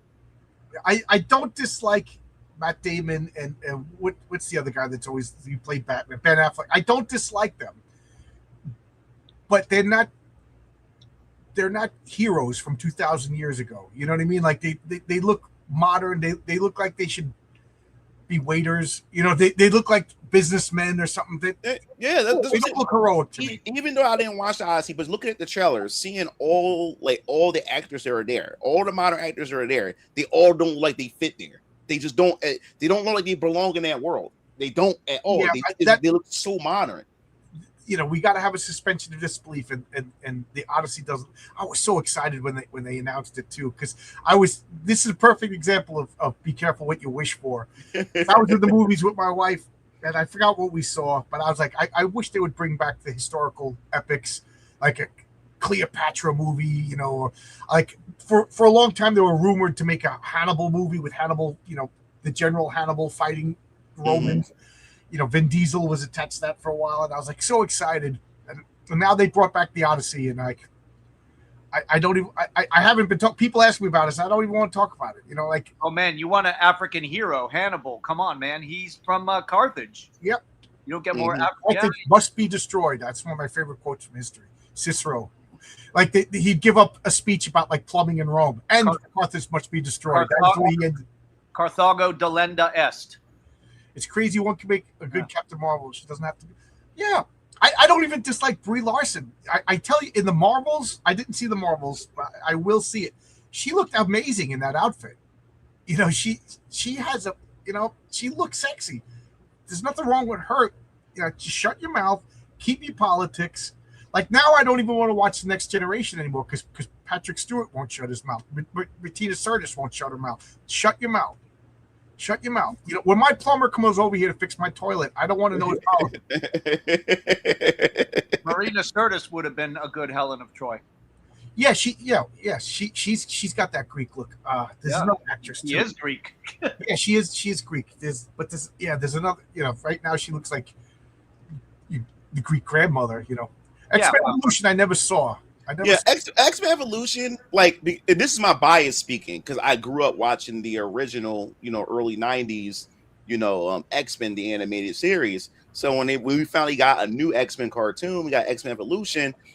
I didn't like the direction because they made all the characters younger. They're in high school except for Wolverine. So Cyclops, all of them go to high school, and it was just everything felt out of character for me. It was like a different interpretation of the characters. So I didn't really enjoy it much, but my brothers did. Now I did like X-Men and Wolverine and the X-Men. Like at first I'm like, why the hell? Why can't it just be X-Men? Why is it called Wolverine and the X-Men? But when I actually sat down and watched it, it had a good premise. And then they end up canceling that right when they was about to introduce Deadpool, Nimrod, and the Sentinels. They was about to introduce all that stuff, like the day of the apocalypse and stuff. They just canceled it. I like shit. Like okay. What would Cartoon Network call Usagi if they owned it? I don't know. What's wrong with Usagi Yojimbo? People will learn. Yeah, I think people. Look at all the the anime cartoons. Yeah. Naruto. Nobody knows what Naruto was the day before Naruto came out. Now everybody knows what it means. They'll learn. Mm-hmm. That's one thing I liked about Stan Lee, is he understood that kids will do the work if it's worth it. Yeah. That's the key word. Is it worth the work? Like my first X-Men comic was X-Men. I think it was 114. They were trapped in the Savage Land. They thought all the other X-Men were dead. They didn't put on their costumes and they fought dinosaurs. They were called, you know what I mean? They were using their secret identity names. I didn't know what the hell was going on, but it was awesome. You know what I mean? Like everybody says, "Oh, what X-Men comic should I start with?" And they point out this easy access. No, just start. Just jump in the pool, and if you like it, you'll do the work. Mm-hmm. I hate that they treat the MCU as the end all be all. Yeah, what I hate is everybody's a newbie at some point. There's nothing wrong with being a newbie, okay? Mm-hmm. And I love newbies. But to all of a sudden be a newbie and then lecture me about, they're really that's the worst. That is the worst. Like I love the female surfer. You know what I mean? Like yeah. I love newbies. I love newcomers because then I'm able to actually come in and welcome them in. Hey, check this out. This is some great stuff. I love bringing people into communities and stuff. But when you sit there and try to fucking lecture me and tell me about this, and you're the new one here, I can't stand that. I cannot stand that. Or they come in here and try to change the space, Sorry, Matt. I just saw this right now. I just put the link all the way at the bottom. So here's the link. The link is also starred. If you want to pop in, you're more than welcome. Just turn on your camera. Herrenberg, I've known him for years. He's and you don't want to see his face. I've seen it. You don't want to see his face. You do not. And we'll try to keep it as family friendly as possible. You know what I mean? We're talking about comic books. Basically, we're talking about characters that exist to sell lunchboxes. So you're making your own comic. When you're ready, come on, we'll talk about it. I love talking about people making their own comics. There's nothing more fun than people's passions about their own projects. Mm-hmm. You're drawing as you're watching. Cool. My own comic and game. Making a computer game just sounds like magic as far as I'm concerned. I don't know. I stopped watching Spider-Man after the same movie. I don't know. The more I fell off the MCU after Endgame. I hated Endgame. I thought it was a cheap. The time travel was lousy. Yeah. Kind of rough deal for the guy in the original Vader suit with the design. Yeah, I for a long time I thought that was what's his name? Why can't I think of the actor's name? James Earl Jones in the costume. I didn't know it was Dave Prowse. Like Darth Vader's like 3 different people. And you know who I feel bad for? The original actor who played Darth Vader's face at the end of Return of the Jedi. And that was a different person too? Yeah, they were the original actor. Oh, I didn't know. No, I didn't know that. When they took Darth Vader's mask off from Return of the Jedi, there was an actor, and then that actor played the Force Ghost, and now they replace it with Kristen Hayden. Hayden. So that kind of guy, like that was Sebastian Shaw. Yeah. Wow. Since Captain Carrot would be a great cartoon. I agree. Oscar loves all like legit children comics. He made a children's comic in Mexico. Pretty cool. Modern movies are the Californication of Yeah. That's one of my big fears is Marvel's going to go to DC. I mean, Marvel's going to go to California, and it's just going to be cookie cutter. You know, I've seen some very cute Korra cosplays. Yeah, just the last episode of Korra, all of a sudden they're lesbians. You know what I mean? I don't know. Maybe I just didn't notice it, but I really loved. I love the concepts in the Korra series. I know everybody hates them, and I'm supposed to hate them, but I got to watch them again. I did see woke stuff, but it was. I know. I liked it. I really liked the first series better, but I thought, and I heard they're going to come back with another series. I can't wait. Speaking of movies that never got made, whatever happened to that movie about the Medici family that Mel Gibson? Oh, that would have been awesome. I never heard of it. You know, Mel Gibson don't give a crap. He don't. He makes what he wants to make, and I think that's awesome. They made a Hannibal movie, but the character Hannibal. It's funny, but Hannibal.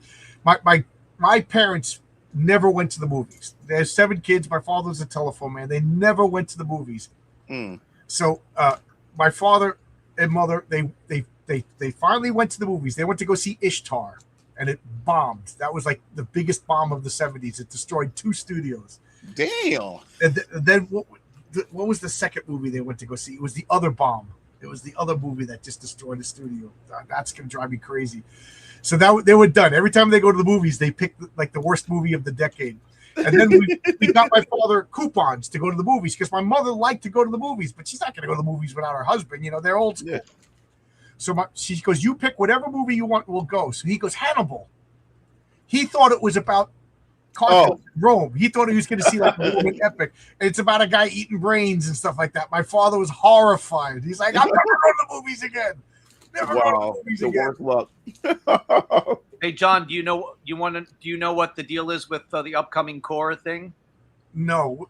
So it's coming out in October, and basically the Earthbender Avatar destroys the world. So it's a post-apocalyptic situation, and it's called Avatar: The Seven Havens, and that's the basic premise. Yeah, I'm looking forward to it. I mean, Korra's in I know I'm supposed to hate Korra, but I don't hate Korra. I got to watch it again. I really thought that first season of Korra, I forget what they were called, but they didn't like benders. I really thought it was them doing like a jab at progressives. Like, we all got to be the same. If we all don't have special powers, then nobody has powers. You know, I thought that was like a really, you know, I was like, I can't believe they're making this, you know. And then the last season about the afterworld and everything, like, and Korra was untrained and arrogant. I got that. Like, I thought you were supposed to not like her at first, and then she grows into the role, but everybody just didn't like her. You got yourself a super chat there, good Lord. Oh, I do? Yeah.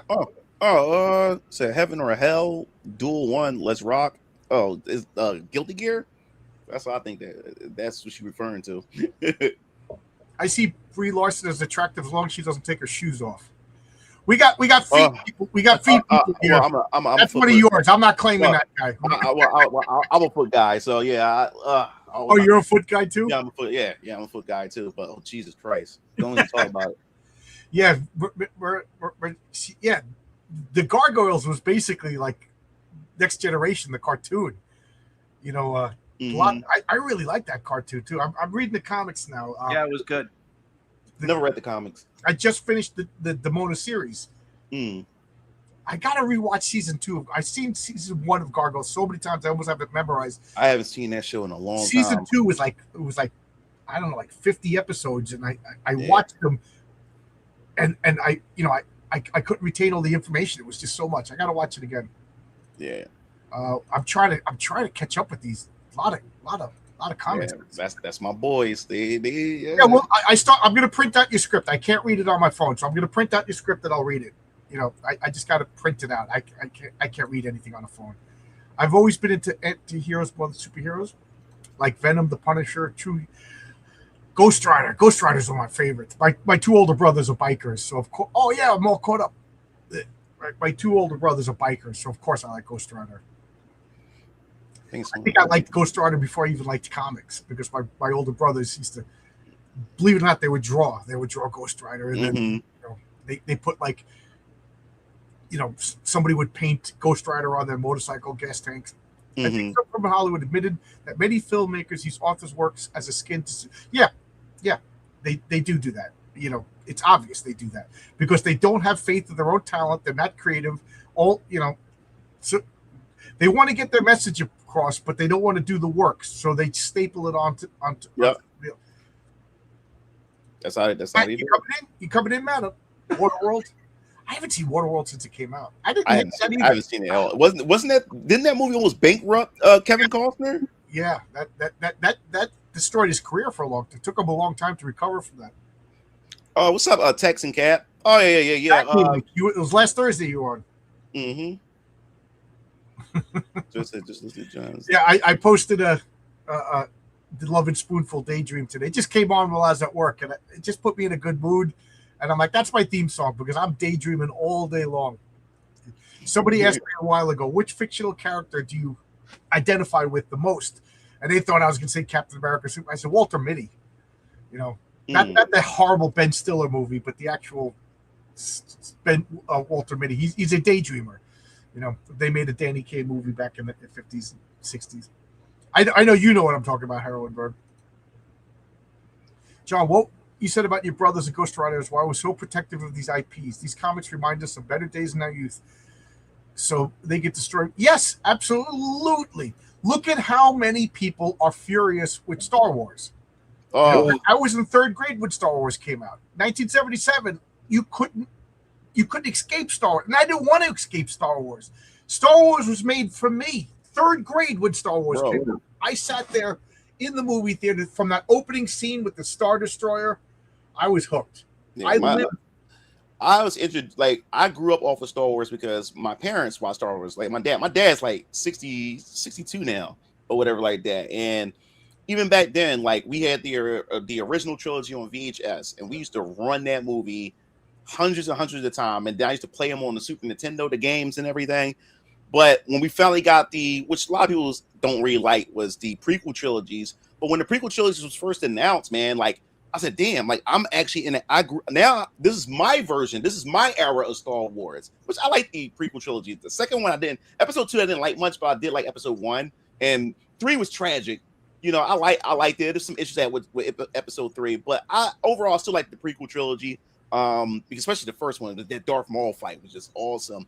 But I never thought that we were going to live in a timeline where Star Wars just bombed.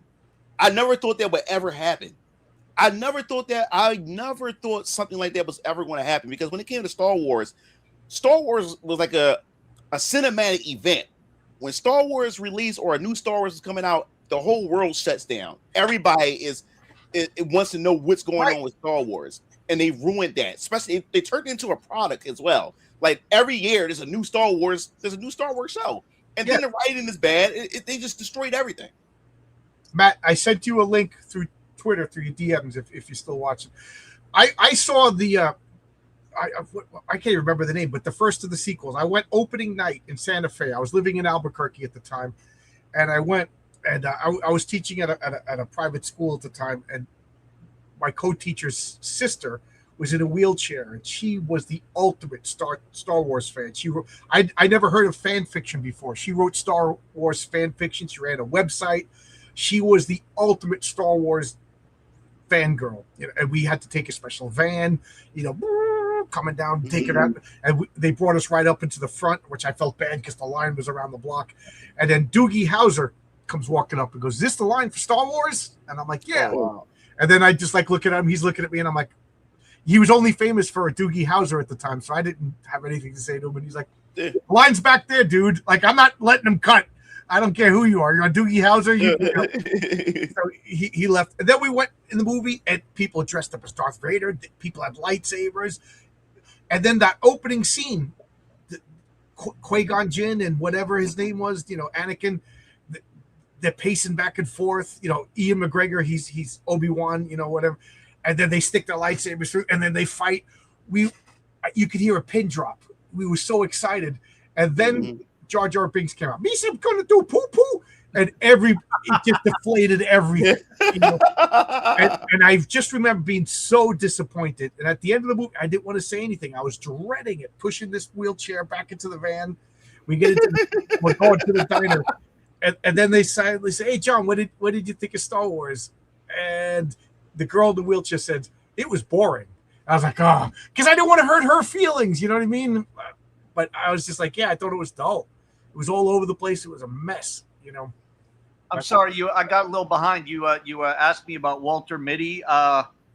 So you kind of identify with the timid guy who wants to be a hero, essentially, or just a daydreamer. Just a daydreamer. Daydreamer. Okay, because I mean, who would be the archetype for that? Maybe Don Quixote, I guess. Yep, Don Quixote is a fun book. Yeah, so there you go. Why not? Yeah. I went to, my wife and I went to go to the sequel.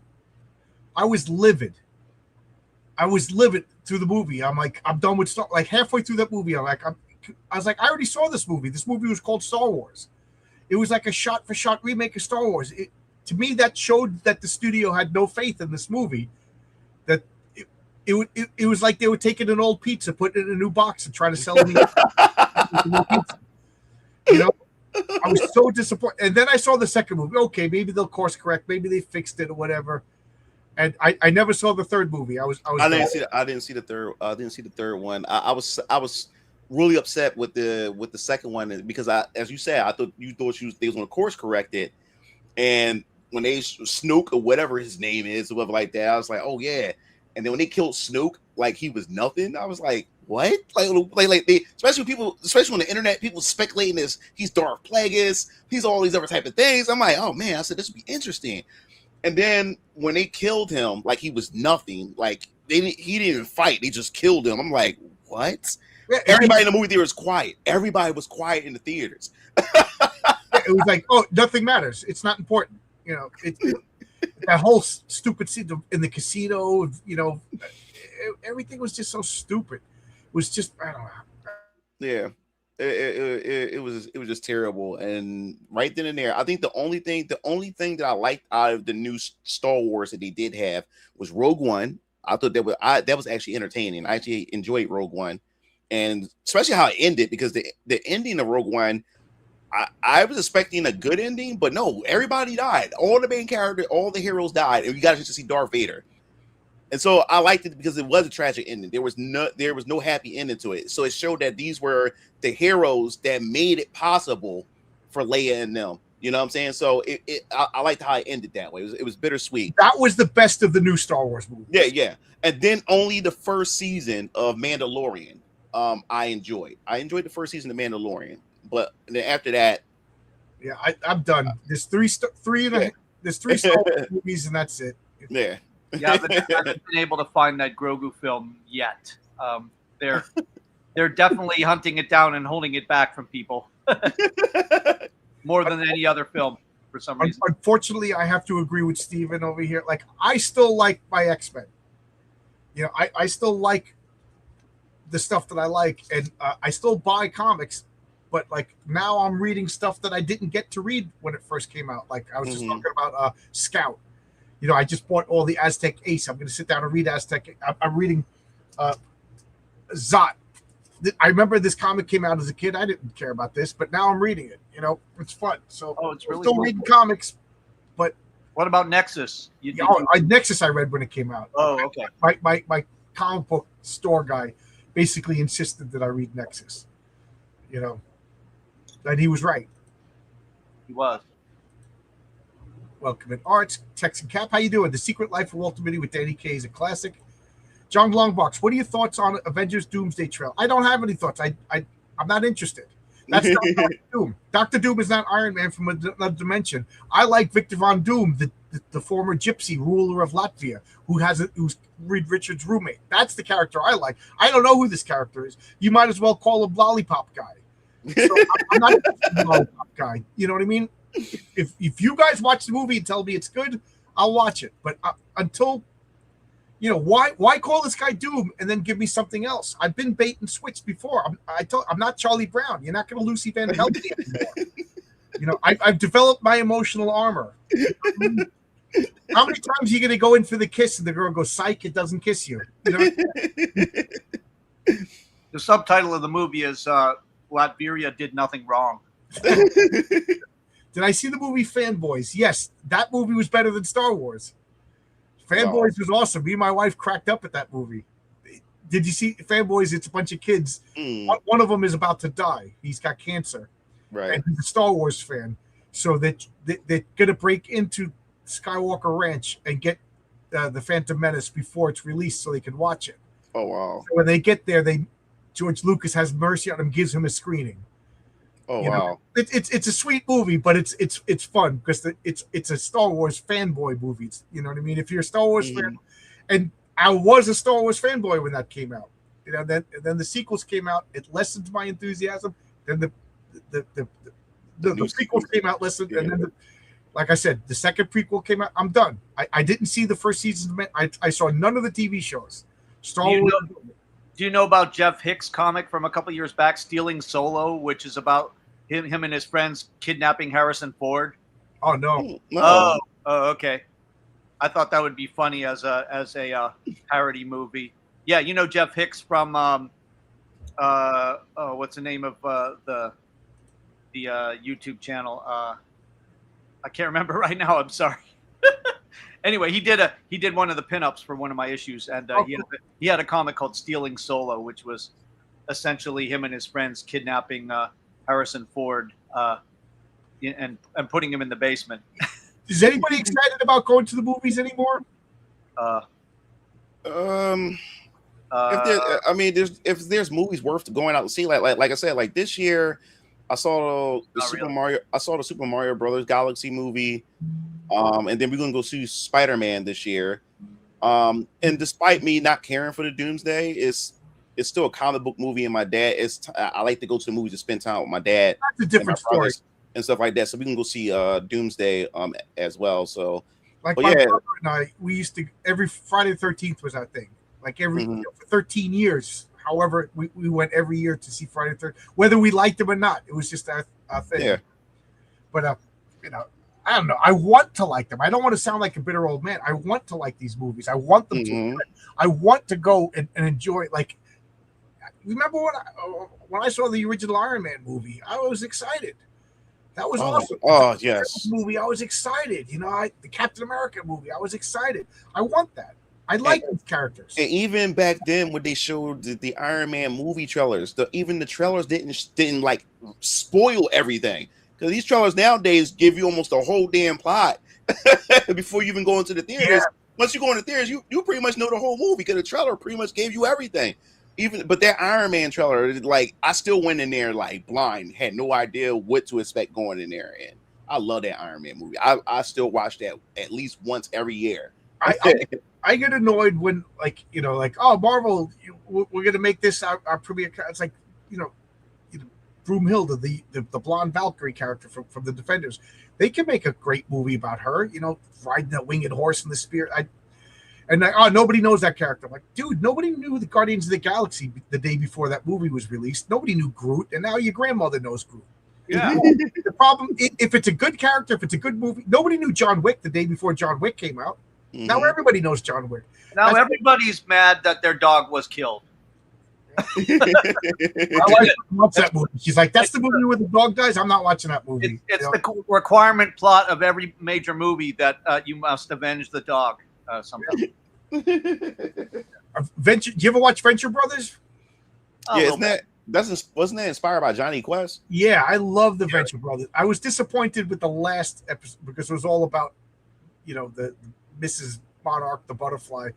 Like, I don't know. All of a sudden, she became the girl boss on the last episode. I was disappointed with that, but otherwise, I love that show. Did Johnny Quest have to avenge Bandit in that way? Yeah, the outfits are fantastic. First off, the color is off. They're like powder blue. Yeah, I don't understand how you have cosplayers that has better costumes than these Hollywood films. Like, what are you doing here? Like, I do not like those outfits. It doesn't make any sense that Mr. Fantastic is wearing a jacket because how are you going to stretch in that jacket? It's everything about that Fantastic Four casting was wrong. That casting was wrong. Every character was wrong. Soon I heard that Pedro Pascal, they was going for him to be missing. I'm like, I'm out. I like, nope. That guy is anti-charisma. And I don't know why Hollywood continues to push this guy. And I don't hate Zendaya. Everybody seems to hate Zendaya. I think Zendaya is a good-looking girl, but she's not a good actress. You know, the funny thing about Zendaya is they go out of their way to make her not attractive in movies. Exactly. Oh yeah. I've seen pictures of her. Like when anybody says anything bad about Zendaya, I'm like, dude, show me your girlfriend. Show me Especially,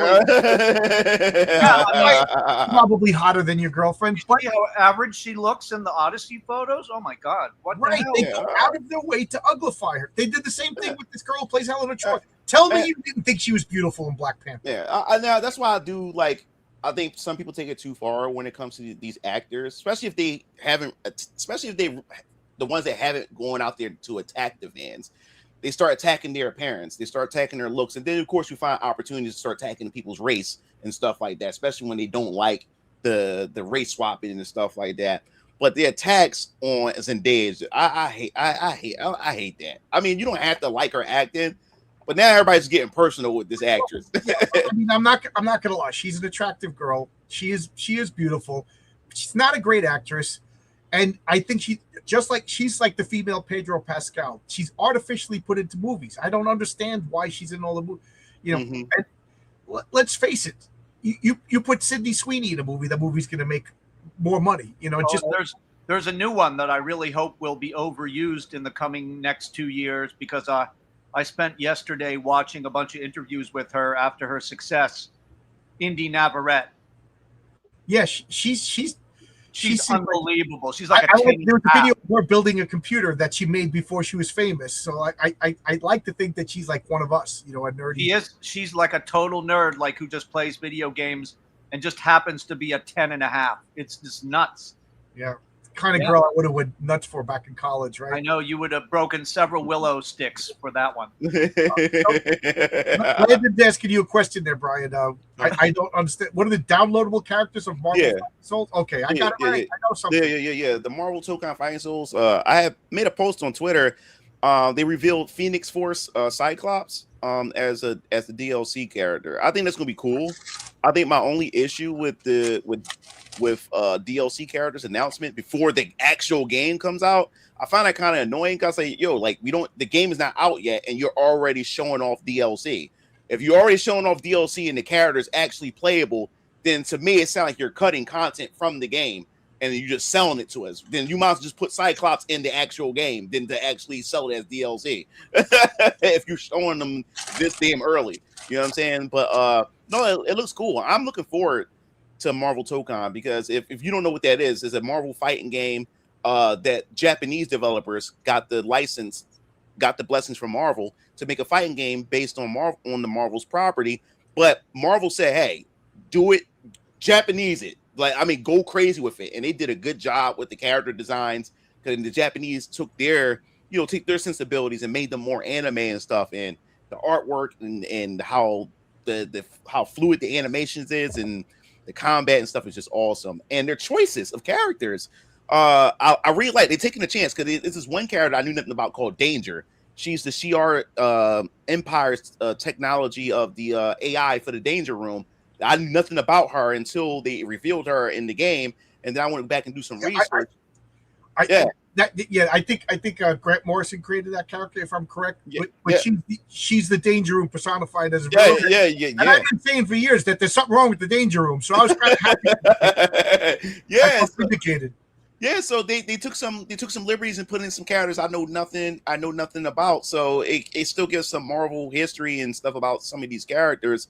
And then of course they took Penny Parker, the Japanese variant of Spider-Man from the multiverse and stuff. They got her in the game.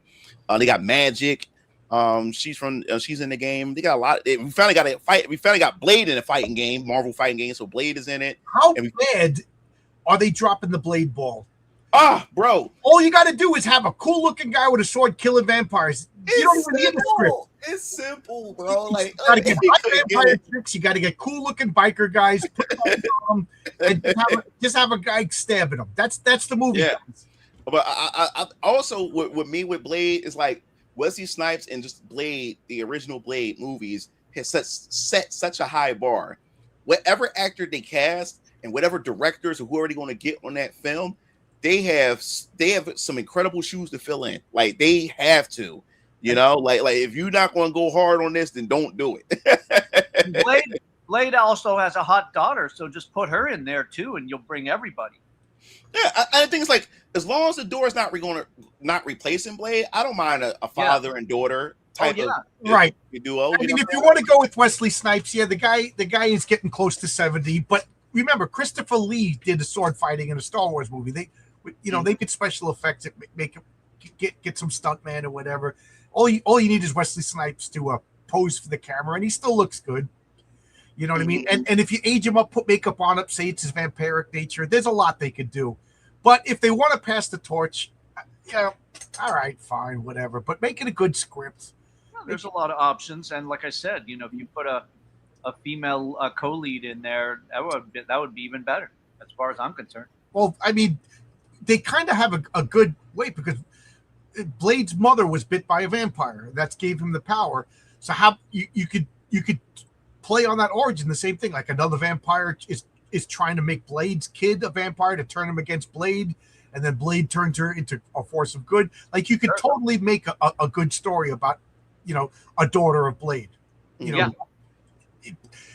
contrary to popular belief, conservatives don't dislike female characters. We just don't want to be preached to. I'm not going to watch a Netflix show for 5 hours, and in the 6th episode, they're going to lecture me about climate change. Or immigrants, aliens from other planets standing in for immigrants. Right. Yeah. Or the X-Men are about gay rights. No, they're not. The X-Men are about whatever personal feeling you have at the time. For me, the X-Men were about comic book nerds that weren't cool in school. You know what I mean? By saying that the X-Men represents this, the X is supposed to be whatever you want it to be. By defining the X, you're ruining the X-Men. I like this. I got nothing against Zendaya. Yeah, me neither. She's cute. She's taller than her boyfriend. It's kind of funny. But this may be a hot take. I think Zendaya's MJ is the worst love interest for Peter out of all 3 live-action Spider-Man. I never liked the. I can't think of the actress's name. From the first Spider-Man movie. She was just miserable. She was. Kirsten Dunst. Yeah, Kirsten Dunst. She was just miserable. She was awful. All right, she's cute, she's good looking, but geez, Peter, have a spine. It's like, that meme. Yeah, I know that your uncle just died. Yeah, I know you're broke and you try to be. I know you're also a superhero, Spider-Man, and you got Dr. Octopus breathing down your neck. But you didn't come to my play. Now I'm going to bang your best friend. But no. I know this thing. This is why I agree with Norman Osborn, Willem Dafoe's character, when he told Harry to cut her, because he said, just like your mother, you'll be sniffing like a pack of wolves for your trust fund, because she didn't really like Harry. Right. He was just convenient, and yes, he had money. The thing I didn't like about Harry was Harry knew that Peter liked MJ, and you went for you broke the bro code, dude. Yeah, like bro, like I wouldn't even met. That's an unforgivable crime, man. You know, it is unforgivable. Yeah, you don't. But me and my friends, we had a rule though. You had 6 months to do something about it. You declared you liked the girl. We respect that. You like the. But you can't just pine and whine and cry about her. You can't. Yeah, I understand. You can't hoard her, and you're not going to do nothing. You didn't make a move for 6 months. You know, because I'm going to declare I like every girl in the world. Now nobody could ever hit on a girl. You know what I mean? That was the bro code. It's funny that we lawyered it up. We actually came with we were Dungeons Dragons nerds. We had to figure out the rules. But I thought the what's her name? For the Andrew Garfield, I liked her because she was a scientist. She was interesting. She was into Peter. Like she wasn't. And MJ, she's not a girlfriend. She's just a buddy. There's no chemistry. There's no spark. You know what I mean? Like I know they're married in real life, but the characters they don't like. I agree. I know. I agree with that. Like you don't really get that love interest, that couple. Yeah, from that interpretation of MJ and Peter. I agree with that. Yeah. There's no chemistry. Hey, Monomakis is here. How you doing? The new Blade is on its 6th script. Yeah. It's not cursed. It's just these Marvel people are idiots. Blade writes itself. Cool guy kills vampires. And you don't need major effects. A lot of it can be practical. You don't need all this expensive hardware, technology, green screens, AI, or whatever. You don't need none of that. You really don't. You hire what's his name, Tom Savini to do some blood. You know. Oh! By the way, yeah. Here we go. You ready for this? So Tom Savini isn't involved, but there is a regular event in Pittsburgh called Blood Rave. And what it is a bunch of younger kids reenacting the Blood Rave scene from Blade, and they play dark goth and techno music. And at the height of the event, blood is dropped on people while the rave is happening. Yeah, so that's literally happening in Pittsburgh right now. Every 3 or 4 months, they have one of those. Well, last week, me and you would talk about that, right? That how I got chills at the when I saw the first Blade. Yeah, the first 5 minutes of the movie, I was like, I love that feeling. I was like, oh my god, I thought this was a stupid comic book movie. This Tracy Lord shows up and she gets those two guys and she brings them through the meat locker and then they're all dancing. Oh my god, that was so good. And then Wesley Snipes showed up and almost took me out of the movie because he's bigger than any role he plays. You know what I mean? So when he showed up, I was like, oh, I got pulled out of that feeling, but not for a bad reason, just because some actors are just too big. Sometimes I think it's best to cast an unknown just for that reason. Just especially right now when we're like, if they want to reboot the MCU and trying to start everything over, go with fresh faces. I think that's what's also going like wrong with Hollywood. Like they have to keep banking on the same faces. Like it's time to start ushering in, trying to build up new faces and stuff. Absolutely, that's why this actress that Herrenberg just mentioned. I'm glad that there's a new actress, a new face. Mm-hmm. Oh yeah, I mean she is a 10 even with blood all over her face. Yeah, like Brian and Herrenberg and I just came up with a plot. The vampires, they're gonna make a new Daywalker and they're gonna try. So they're waiting for Blade to do the sweet loving with some girl. The vampires are watching. Then they bite the mom because they want a new Daywalker, and then they're gonna recruit, kidnap the kid, raise her evil, and now Blade's got to fight his daughter, but he wins her back with the power of awesomeness or whatever. There you go. You got an awesome movie, and Blade's gonna kill everybody because they stole his daughter. To me, the X-Men were more Ayn Randian, and they represented the extraordinary, talented, intelligent, hated. That's a good spin. I never thought of that. That's an excellent spin, Stephen. Wow. Wow, that is a really good spin. Well, you've got the tension in there where, mutants are also like Ubermensch, and then you got Magneto, who is he's kind of both supremacist and also a marginalized character at the same time, right? So it's interesting. Yeah, I'm sorry, man. Complex. Every once in a while, I get a comment in my chats that really flaws me. This, like I talk about on Walter Mitty Daydream. I'm already daydreaming a story. This is a Stephen. I forgive you for hating the public eye and always drawing them getting beat up. But I forgive you now because this comment is a really, really good. When I take over Marvel Comics, I'm going to have a rival of X-Men that are just like, not mutant supremacists, but we're just like, we are the future. You know what I mean? Like every one of us is like we're George Washington, we're Napoleon. We are all the great people of history alive right now. The only difference is we know it. Well, I already have a TV theme song for the live action version of it. It's going to be Pete Shelley's Homo Sapien. We are homos. Yeah, I remember that song. Homo superior in my interior, right? Yeah, I used to giggle when that song came out. Yeah, I remember that. Gene Watson never had the proper. Yeah, well, yeah, I agree. They dropped the ball on Mary. I don't know why. Get a hot chick, make her flirty. She make Peter have to chase her a bit. Maybe she. I don't know. It's easy. It's easy to make a good Mary Jane, but the problem is nobody wants to see Peter Parker happy. Hey, we got Brian Christow over here. Yep, thank you. Brian Christow is one of the few people that read a couple of my scripts. He's the author of Six Gun Gorilla, an awesome comic. Check out Six Gun Gorilla. Yeah, it's a good book. If you need an editor, check out Brian. He's a good editor. Good guy. And if you want to come in, the link is starred. Anybody can come in. Just turn on your camera and in Mexico, I know what Oscar's going to say. In Mexico, we know Peter better with Gwen than Mary Jane. I know Herrenberg. I know you do this. But, Brian, do you know that in Mexico, in Mexican Spider-Man comics, they refused that Mary Jane died, and they just broke with Marvel and wrote continuing stories of Spider-Man with Mary Jane as if with Gwen Stacy? Died? Oh, I never knew that. No, I Yeah, never knew it's that. funny. If look up Mexican Gwen Stacy, they put some junk in that girl's trunk. Those Mexican, and I will also say, go back and read the first appearance of Gwen Stacy. Her first line in the comics is, "Hey, that's Peter Parker. He's the only guy in school that didn't give me a tumble." Now, what does that mean to you? She was a bad girl, and Peter turned her into a good girl. They get it always backwards. Mary Jane was the good girl, pretended to be a bad girl. Gwen Stacy was the bad girl. I didn't know that. Yeah, I don't know. Wow. What do I know? I'm just an old guy that actually read the comics. Comic Mary Jane was a subversion of traditional superhero love interest where they can't reconcile the secret identity. MJ knew the whole time.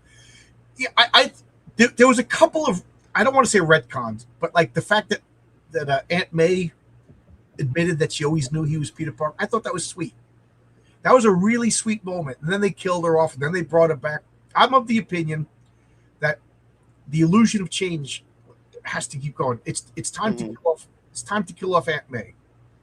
And not in a mean way. I love the character, but what I would like to do when I take over Marvel Comics is somehow somebody finds out, and I'd like it to be Aunt May. Aunt May finds a photograph of something like that of Peter Parker's wedding. Mephisto messes up, and there's some sort of clue, and Aunt May finds it, and she brings it to Peter, and it's like, "Is this like Photoshop?" And she's an old lady; she doesn't know. And Peter's like, "What are you talking about? I don't know this photo," and she can't let it go. And she's thinking, "Oh, I could have had grandchildren." Like she's living this fantasy, and somehow because of that, it weakens the dark evil magic. And then Peter talks to Doctor Strange, and Doctor Strange investigates or whatever, and they find out that it's a spell, and they confront Mephisto and they break the spell. And now Mary Jane and Peter are weird with each other. They like their feelings return, but there's been a lot of water under the bridge, so they kind of have this wooing thing. And because the magic is gone, Aunt May's health deteriorates, and they both, Aunt May loves, Mary Jane loves Aunt May. They were neighbors, you know what I mean? She was, if you remember, Aunt May and was best friends with Mary Jane's mother or aunt, and this pulls them together, and they get married, and they have a kid just in time for Aunt May to die. Like they give her the kid, she holds the kid, she dies happy, and now the kid has problems. Because of Peter Parker's radioactivity, the kid is ill, and now Peter Parker can't fight Dr. Octopus because he's got to get the medicine to save the baby. It's the same problems. Peter Parker's main weakness is guilt and responsibility. He still has that same thing, but now it's focused in another direction. He grows up. You know what I mean? That's what I would do if I could take over Marvel Comics. So everybody, pester Elon Musk. It's the only Hail Mary I got because I can't buy Marvel. If Marvel wasn't stupid, they'd be doing 20 million martial art movies like The Raid and those awesome Tony Jaa movies. Yeah, Shang-Chi is generic action kung fu guy. That's not Shang-Chi. Don't get me started on Shang-Chi. I never heard of Shang-Chi until MCU announced a Shang-Chi film. I never even heard of the dude. Some guy was lecturing, not me, because I wasn't taking this beat, but somebody was lecturing another guy about the way Namor looks in the new movie. He's got that classic black outfit, and they're stripping him of his ethnicity. He's a Mexican. I was like, the guy's like, dude, that ain't Namor. That wasn't Namor. No, his name isn't Namor. It's Namor. Yeah. It's like they're course correcting with Namor. They're kind of bringing him back to the comic accurate. And some guy who only knows the character because of the movie, that just don't lecture me about Namor or Shang-Chi. But first off, that guy who plays Shang-Chi, that guy should be the spokesmodel for white paint. He's just the most bland guy in the world. Like, hey, white paint, it goes on your wall. It's white. It's paint. You know what I mean? He's woke as hell too. And on top of it, there's a certain portion of the Asian community that can't stand him because of his wokeness too. Right. Believe it or not, Asian people are all over the place with their politics too, just like regular normal people. But what gets me the most mad is he refuses to sign Jim Starlin's Shang-Chi comics because those old comics were racist. So commit to the bit there, Mr. Actor Man. I don't even know the actor's name. Tommy Sue or Tom. I don't even know. It's Tommy Liu or something like that. Whatever his name is. If the character's racist, why are you playing it? It's Simu. It's Simu Simu Liu. Liu. It's Simu Liu. Yeah. If the character is racist, why are you playing the character? Why are you taking millions of dollars to play a racist character? Virtue signaling. That's all You that should is. commit to the bit, man. Commit to the bit. If the character's racist, we all know if it's racist, it's irredeemable. Can't be fixed. So don't play the character. You know, stand up. So now you're full of shit. You look foolish. Yeah. So, but anyway, read those old Shang-Chi. Tell me what was racist. What was racist about him was it was a bunch of white guys. You know, Jim Starlin, who also made everything. The whole Marvel universe owes itself to Jim Starlin. From Thanos to the Guardians of the Galaxy, all of that, the Infinity Gauntlets, all of that stuff is Jim Starlin and Shang-Chi. He's one of the creators of Shang-Chi. So shut your mouth. You don't know anything about. I can't stand that actor. Yeah, the movie was entertaining, but it had its like girl boss moment, like Shang-Chi's sister, which like what I didn't like was the sister couldn't participate in what the training that Shang-Chi was doing with his father, with the 10 rings and all those different type of stuff, because she was a woman or a female or whatever like that. So since she couldn't participate in the training as a little girl, she would just watch her brother train. So she would just train on like by herself, and her not getting the proper training, and just her training herself, mimicking like those lessons and stuff. She surpassed her brother. I'm like, this is some bullshit. The best training in the world is not training. This is some bullshit. You know what's funny? As you were explaining that, I forgot. That's how dull the movie was. That was generic Kung Fu Man. That should be the name of that movie. He said, "Thanks, movie in for bringing back women in leotards." Oh, which character you like that I have? Is it Adaptima or? Everybody check out Beam Lord Woodrow's got a comic coming out. Oni, right? Is that the name of it? Check that out. It looks awesome. I read it already. These open streams always happen during family time. Yeah. Who played Aunt May best in the movie? The first one. Mm-hmm. There's an actual comic series by Warren Ellis called Super God about the same thing. Oh, I was gonna say this Heroin Bird. Duh. Yes. Why is Zendaya in movies? She's a charisma vacuum. Aquafina. Oh, Aquafina is like anti-magnetic. Like she's in a movie. It's like I physically can't even. She's awkward looking. Her humor isn't funny. You know, maybe she's a good actress, but I haven't seen it. You know, but I don't think she's called upon to be anything other than this annoying woman. In that scenario, the X-Men are trying to advance society for all mutant mankind despite the envy and hate, whereas Magneto and his crew are twisted by the alienation and elite of evil nerds. Like I said, you gave me something to think about. Simu Liu. Yeah. Like I said, he's unforgivable. If you're going to say that your character's racist, commit to the bit. You're cashing those checks. So I said this to Jim Palmiotti. I said, I don't listen to what comes out of a person's mouth. I listen to what comes out of their ass. I said, Jimmy Palmiotti, you moved to Florida. You moved out of diverse, liberal, Democrat New York and lived in white bread, Republican, conservative Florida. Whatever your mouth says doesn't matter because your ass is sleeping in a conservative neighborhood. And of course, he blocked me. So, and then he has the nerve to say, comics aren't selling. Are people not really buying comics based on conservative? Yeah, when you're an asshole. Plus, I don't think Jimmy Palmiotti is actually writing the comics. I've always suspected that. I think it was Neurotic or Yellow Flash. He said, if representation matters, then so do the reasons behind it. Yeah, like if you're gonna race swap, and then you play, it doesn't matter. Well, then why'd you change the race of the character if it doesn't matter? Why didn't you just leave him? If it doesn't matter, why didn't you just leave Sherlock Holmes as a white guy? You know what I mean? Either it matters or it doesn't matter. And if it doesn't matter, then why'd you bother race swapping? You know, it's so stupid. Does Mary Jane yeah. Jack. Her name is Jackpot. If I her vigilante name, she became Jackpot, and then now she's Venom. Now I think. Really, I kind of like when Flash Thompson became Venom.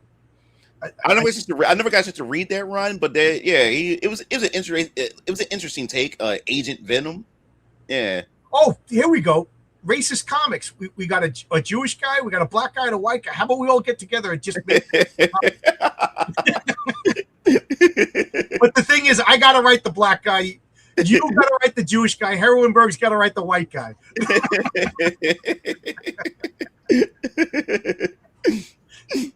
Because I don't think any of us could draw, right? You can you No, draw? I can't draw.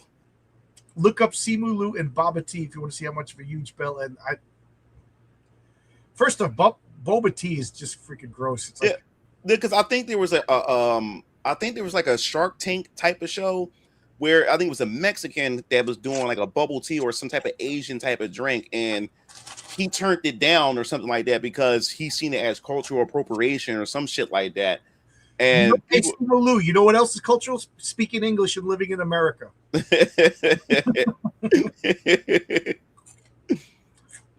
Go back to communist China. Don't act in Hollywood, either, because cultural appropriation.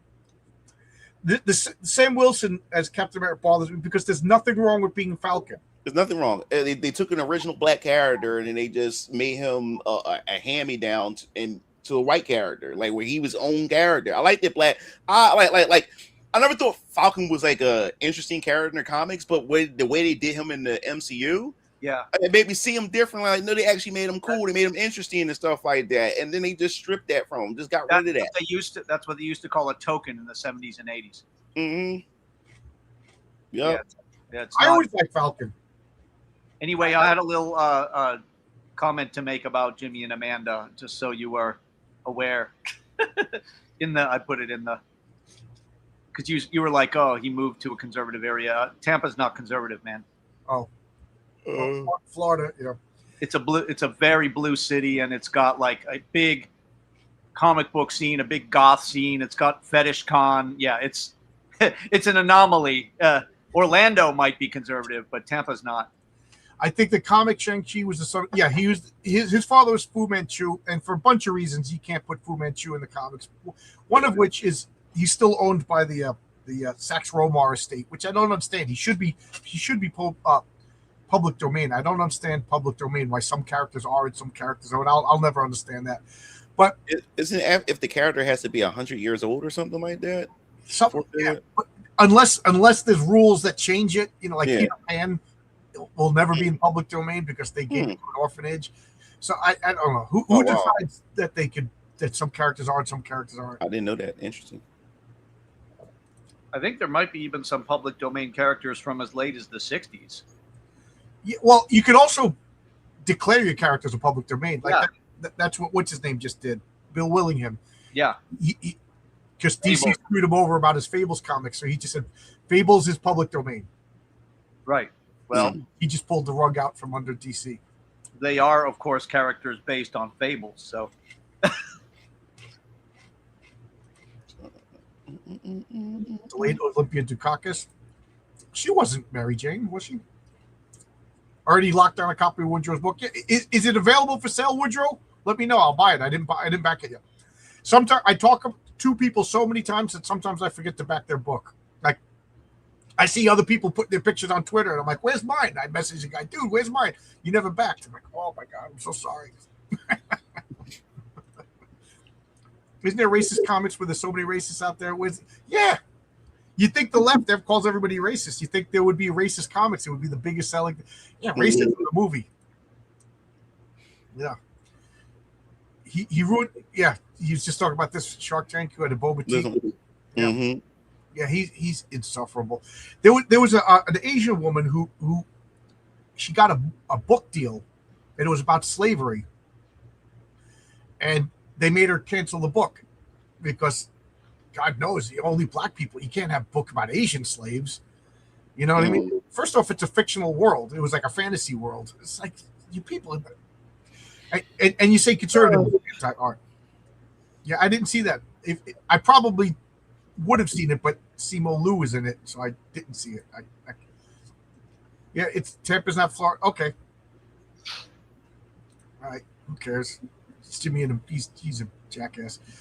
He's the reason why there's democratic socialism. Just vote Democrat, and now you got socialism. Now you got Mandami because you support the party blindly without looking at the individuals. Kung Fu comic with the black, Jewish, and Hispanic. Yeah, Kung Fu Jew. Herrenberg, you want to make that comic? Kung Fu Jew? I could. Yeah. Aren't we all, swimming in the same waters as Hebrew Hammer? There we go. Well, yeah, that was Yeah. pretty funny. The Hebrew Hammer. That was pretty friggin' funny. Yeah. You see me? Yeah. Kung Fu Jew. I got some extra comp cup people free. Oh, okay. You didn't launch. Okay, I thought you launched. Yeah. Oh, we got Phil Diaz here. Another guy. Click the link. The link is starred. Join us if you want. Phil Diaz over here. He does a Man with No Strings, an awesome comic. I can't wait to get the next issue. This guy's making them, drawing them, and then he's printing them himself. I just saw him a few weeks ago and picked up all of the Magic Cop issues. Zade Comics is going to be printing the Christmas special too. So There you go. They do it all. One-stop shopping. These guys are awesome. They are. Yeah, Falcon's costume was cool. Everybody liked Falcon. There was nothing wrong with being. It's like the Human Torch all of a sudden becoming Colossus. There's nothing wrong with the Human Torch. Yep, Mad Dog Morgan. I just got it. I just got Mad Dog Morgan right here. Oh, awesome. Check that out. Just got a bunch of stickers just fell down. He gives so much for your book. Agent Venom is the best. I still don't like Venom as a hero. Yeah, I don't know where I got that, but I got like a bunch of comics where Flash Thompson was Venom, and he just looked like a soldier. Yeah, it was pretty cool looking. I like the design. The left is quick to criticize for cultural appropriation, but you have a million excuses. Yeah, I know. It's okay when they do it. It's hypocritical. Yeah, I read the first Fu Manchu book. I read the first Fu. I got to get back to read. I'm trying to read all the books that the comics are based on. Technically, Fu Manchu is public domain, but the author's estate still owns the trademark. Yeah, I don't understand that. That's people always ask me, Brian, you're making your own comics. Are you interested in public domain characters at all? No, not really. Yeah, I first off, I want to play with my own toys. Yeah, exactly. You see all those pictures, all my stuff over there. I'm like, why would I want to play with that stuff? I got my own stuff, you know. Second off, it's been done, you know. And third off, I don't want to risk people suing me, you know. I do like the Submariner is public domain. Do I really want to deal with Marvel? You know, you got to be foolish. Mickey Mouse is public domain. You got to be foolish to use Mickey Mouse. Yeah, that's a trap. Yeah. Woodrow's book is going to be lit. I read it too. Kung Fu Jew versus the Iranian Sheik. There you go. The Mad Arab. You have Kung Fu Jew versus I almost gave away I have a Muslim supervillain. I don't want to give his name. I thought I was voting blue no matter who, but now I got red and green. Yeah, there you go. Got my two, Mad Dog Morgan. Yep. Grabs Magic Cop. Oh, Herrenberg. Yeah, I keep forgetting you're still here. Great seeing you. Yep. Oh, cool. Yep. We're all caught up. Wow, this is a lot of fun. Yeah. 2.5 hours we've been talking, and I didn't even get through the rest of my stack of comics that I was showing. Anybody want to say anything? Because I know I talk a lot, and sometimes I don't give people enough time to talk. Look, I'm enjoying myself. I'm getting schooled on a lot of things I had no idea. I'm getting a history lesson on a lot of this comic book stuff with characters and publications and and things like that. But other than that, I just finished the script to one of my other comic series that I'm working on, the Nation's Avatar, the Great Samaritan. So that's part of phase 1 of my comic book universe that I got going on. So I just finished that, and then I'm going to work on these 3 other series. I finally got my map of America, since it's divided into 3 different nations and stuff like that. So I finally got that all worked out and grounded and stuff. So yeah, man, I'm enjoying this writing stuff, man. I really am. Writing is fun.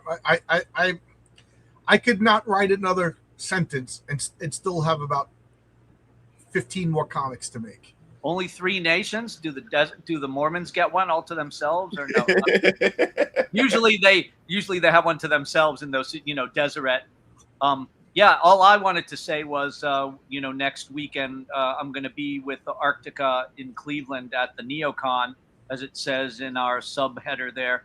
Mm-hmm. And so, Northeast Ohio is jam-packed with comic book fans and comic book stores and comic book publishers like Ted Sikora, of him, of course, and he has some new stuff out, and Jenny Isabella will be there if you want to interact with that.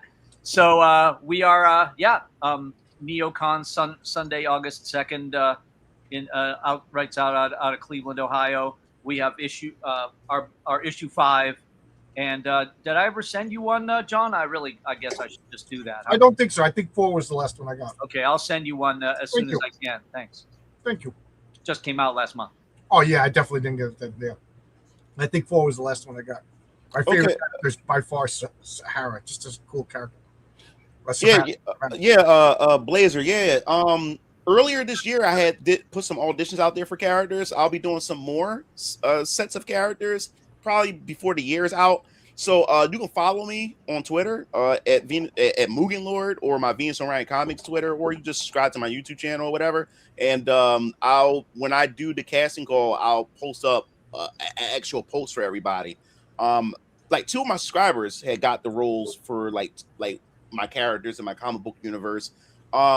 The scripts are very small, but I make sure I pay my voice actors. I give y'all something. I mean, it's not much because the scripts are very, very small because most of them are for trailers and stuff like that. So you're not really saying much, but I like to give you something for your time and stuff. So if you're interested, definitely follow me. Yeah, he's got a good voice. He comes on. My wife's like, that guy's got a good voice. Awesome. He's starting out as a voice actor. I'll back him up. He's got a cool voice. Awesome. Maps are cool. Make scenarios more fun.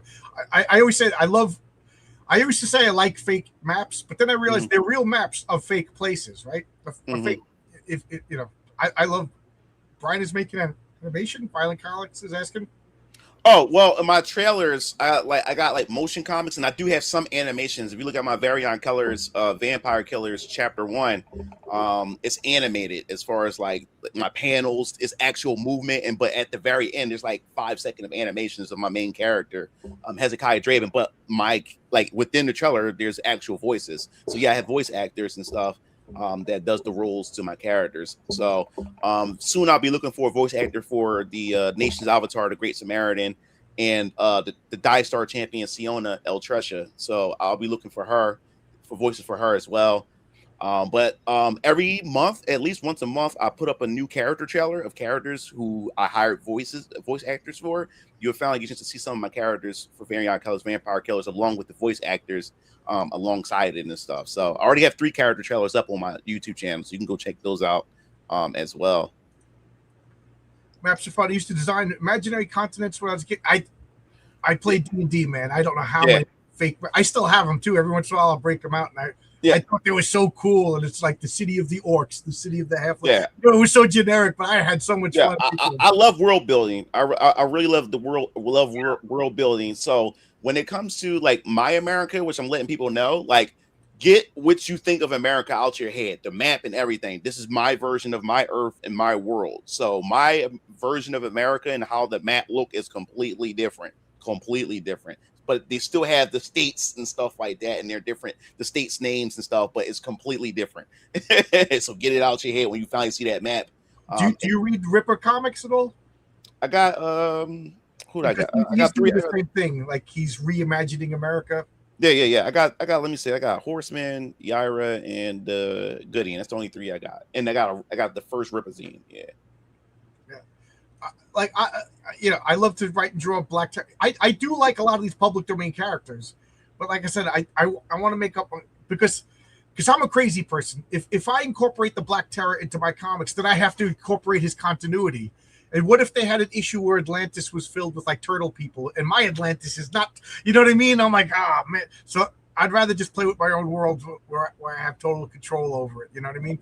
But to each their own. I feel that whenever people bring these public domain characters back, they all do the same thing. They were in suspended animation for 60 years, and now they come out. Even Alan Moore did that, If you want to do the Shadow, set the Shadow in the 30s. You want to do Zorro. I don't want to read modern Zorro. Zorro works at that time period. Yeah, I loved Horseman. I got Alpha Core. I liked Alpha Core. I liked the Horseman a lot. I got Gooding, which I enjoyed. I gotta get ISOM 3. Everybody tells me it finally pulls it together. I didn't get ISOM 3 yet. So I gotta eat my dinner and go to bed. I gotta wake up at 30. Yeah, I sleep. Anything anybody want to say? Anybody pitch before we go? Oh yeah. Yes. Where can we see you, Brian? Where can my guys see you? You can see me on YouTube at Venus Orion Comics, or you can catch me on Twitter, or go to my website www.venusorioncomics.com. As I said before, Chapter 2 of Arion Keller's Vampire Killers. Me and my artist next month we'll finally have wrapped up the book. It'll be done, Chapter 2, and we'll be working on the variant covers in preparation for Kickstarter spring of 2027's launch. So stay tuned for that. You get on my newsletter so you can constantly stay in the loop and stay in the know. Get free digital wallpapers and everything of my comic book characters. Have them on your cell phone or your desktop, and everything. And I post at least once a week on my Venus Orion Comics channel, so you can definitely check it out. Yep. Harrowberg, anything you want to pitch? Anything you want to say? Well, other than coming to see us on August 2nd at NeoCon in Cleveland, we have our new issue 5 out. Anybody can get it from our website, and I'm spreading it out to various stores. I sold it to 5 stores at HeroesCon, which was great. Oh, cool. Yeah, it was good. And yeah, we are currently editing our 27th episode, so that will be out in about 3 weeks. And how can you get the episodes in the comics? Oh, okay. So, well, I mean, if you're just sitting at home anywhere in the world, you can order the comics by mail, and you can order the episodes by download at heroinberg.com. And don't forget the H at the end of that, because that means it's from Pittsburgh. Yep. There you go. There you go. Awesome. Yeah. And I for Brian's guys watching, thank you for checking us out. I'm John from John's Long Box, YouTube, John's Long Box. I'm on Twitter. And I got on Fund My Comic, I got 3 comics out. You can order all 3. You can go to Kickstarter, get my Christmas special. You can order all 3 of my comics. I got 2 more comics this close to coming out. You know what I mean? So I got to stagger them. I'm appreciative of all the people that support my comics, watch my channel. Thanks a lot. I love that I met Brian last week, and already he came back a week later. Yeah, love it. Yeah, and Oscar knows what's coming. The creepy clown is coming. Well met, sir. Yeah, that is from the last episode of Howdy Doody, when Clarence the Clown finally talked and scarred a generation of children. And I've always thought it was the funniest thing. So goodbye, kids.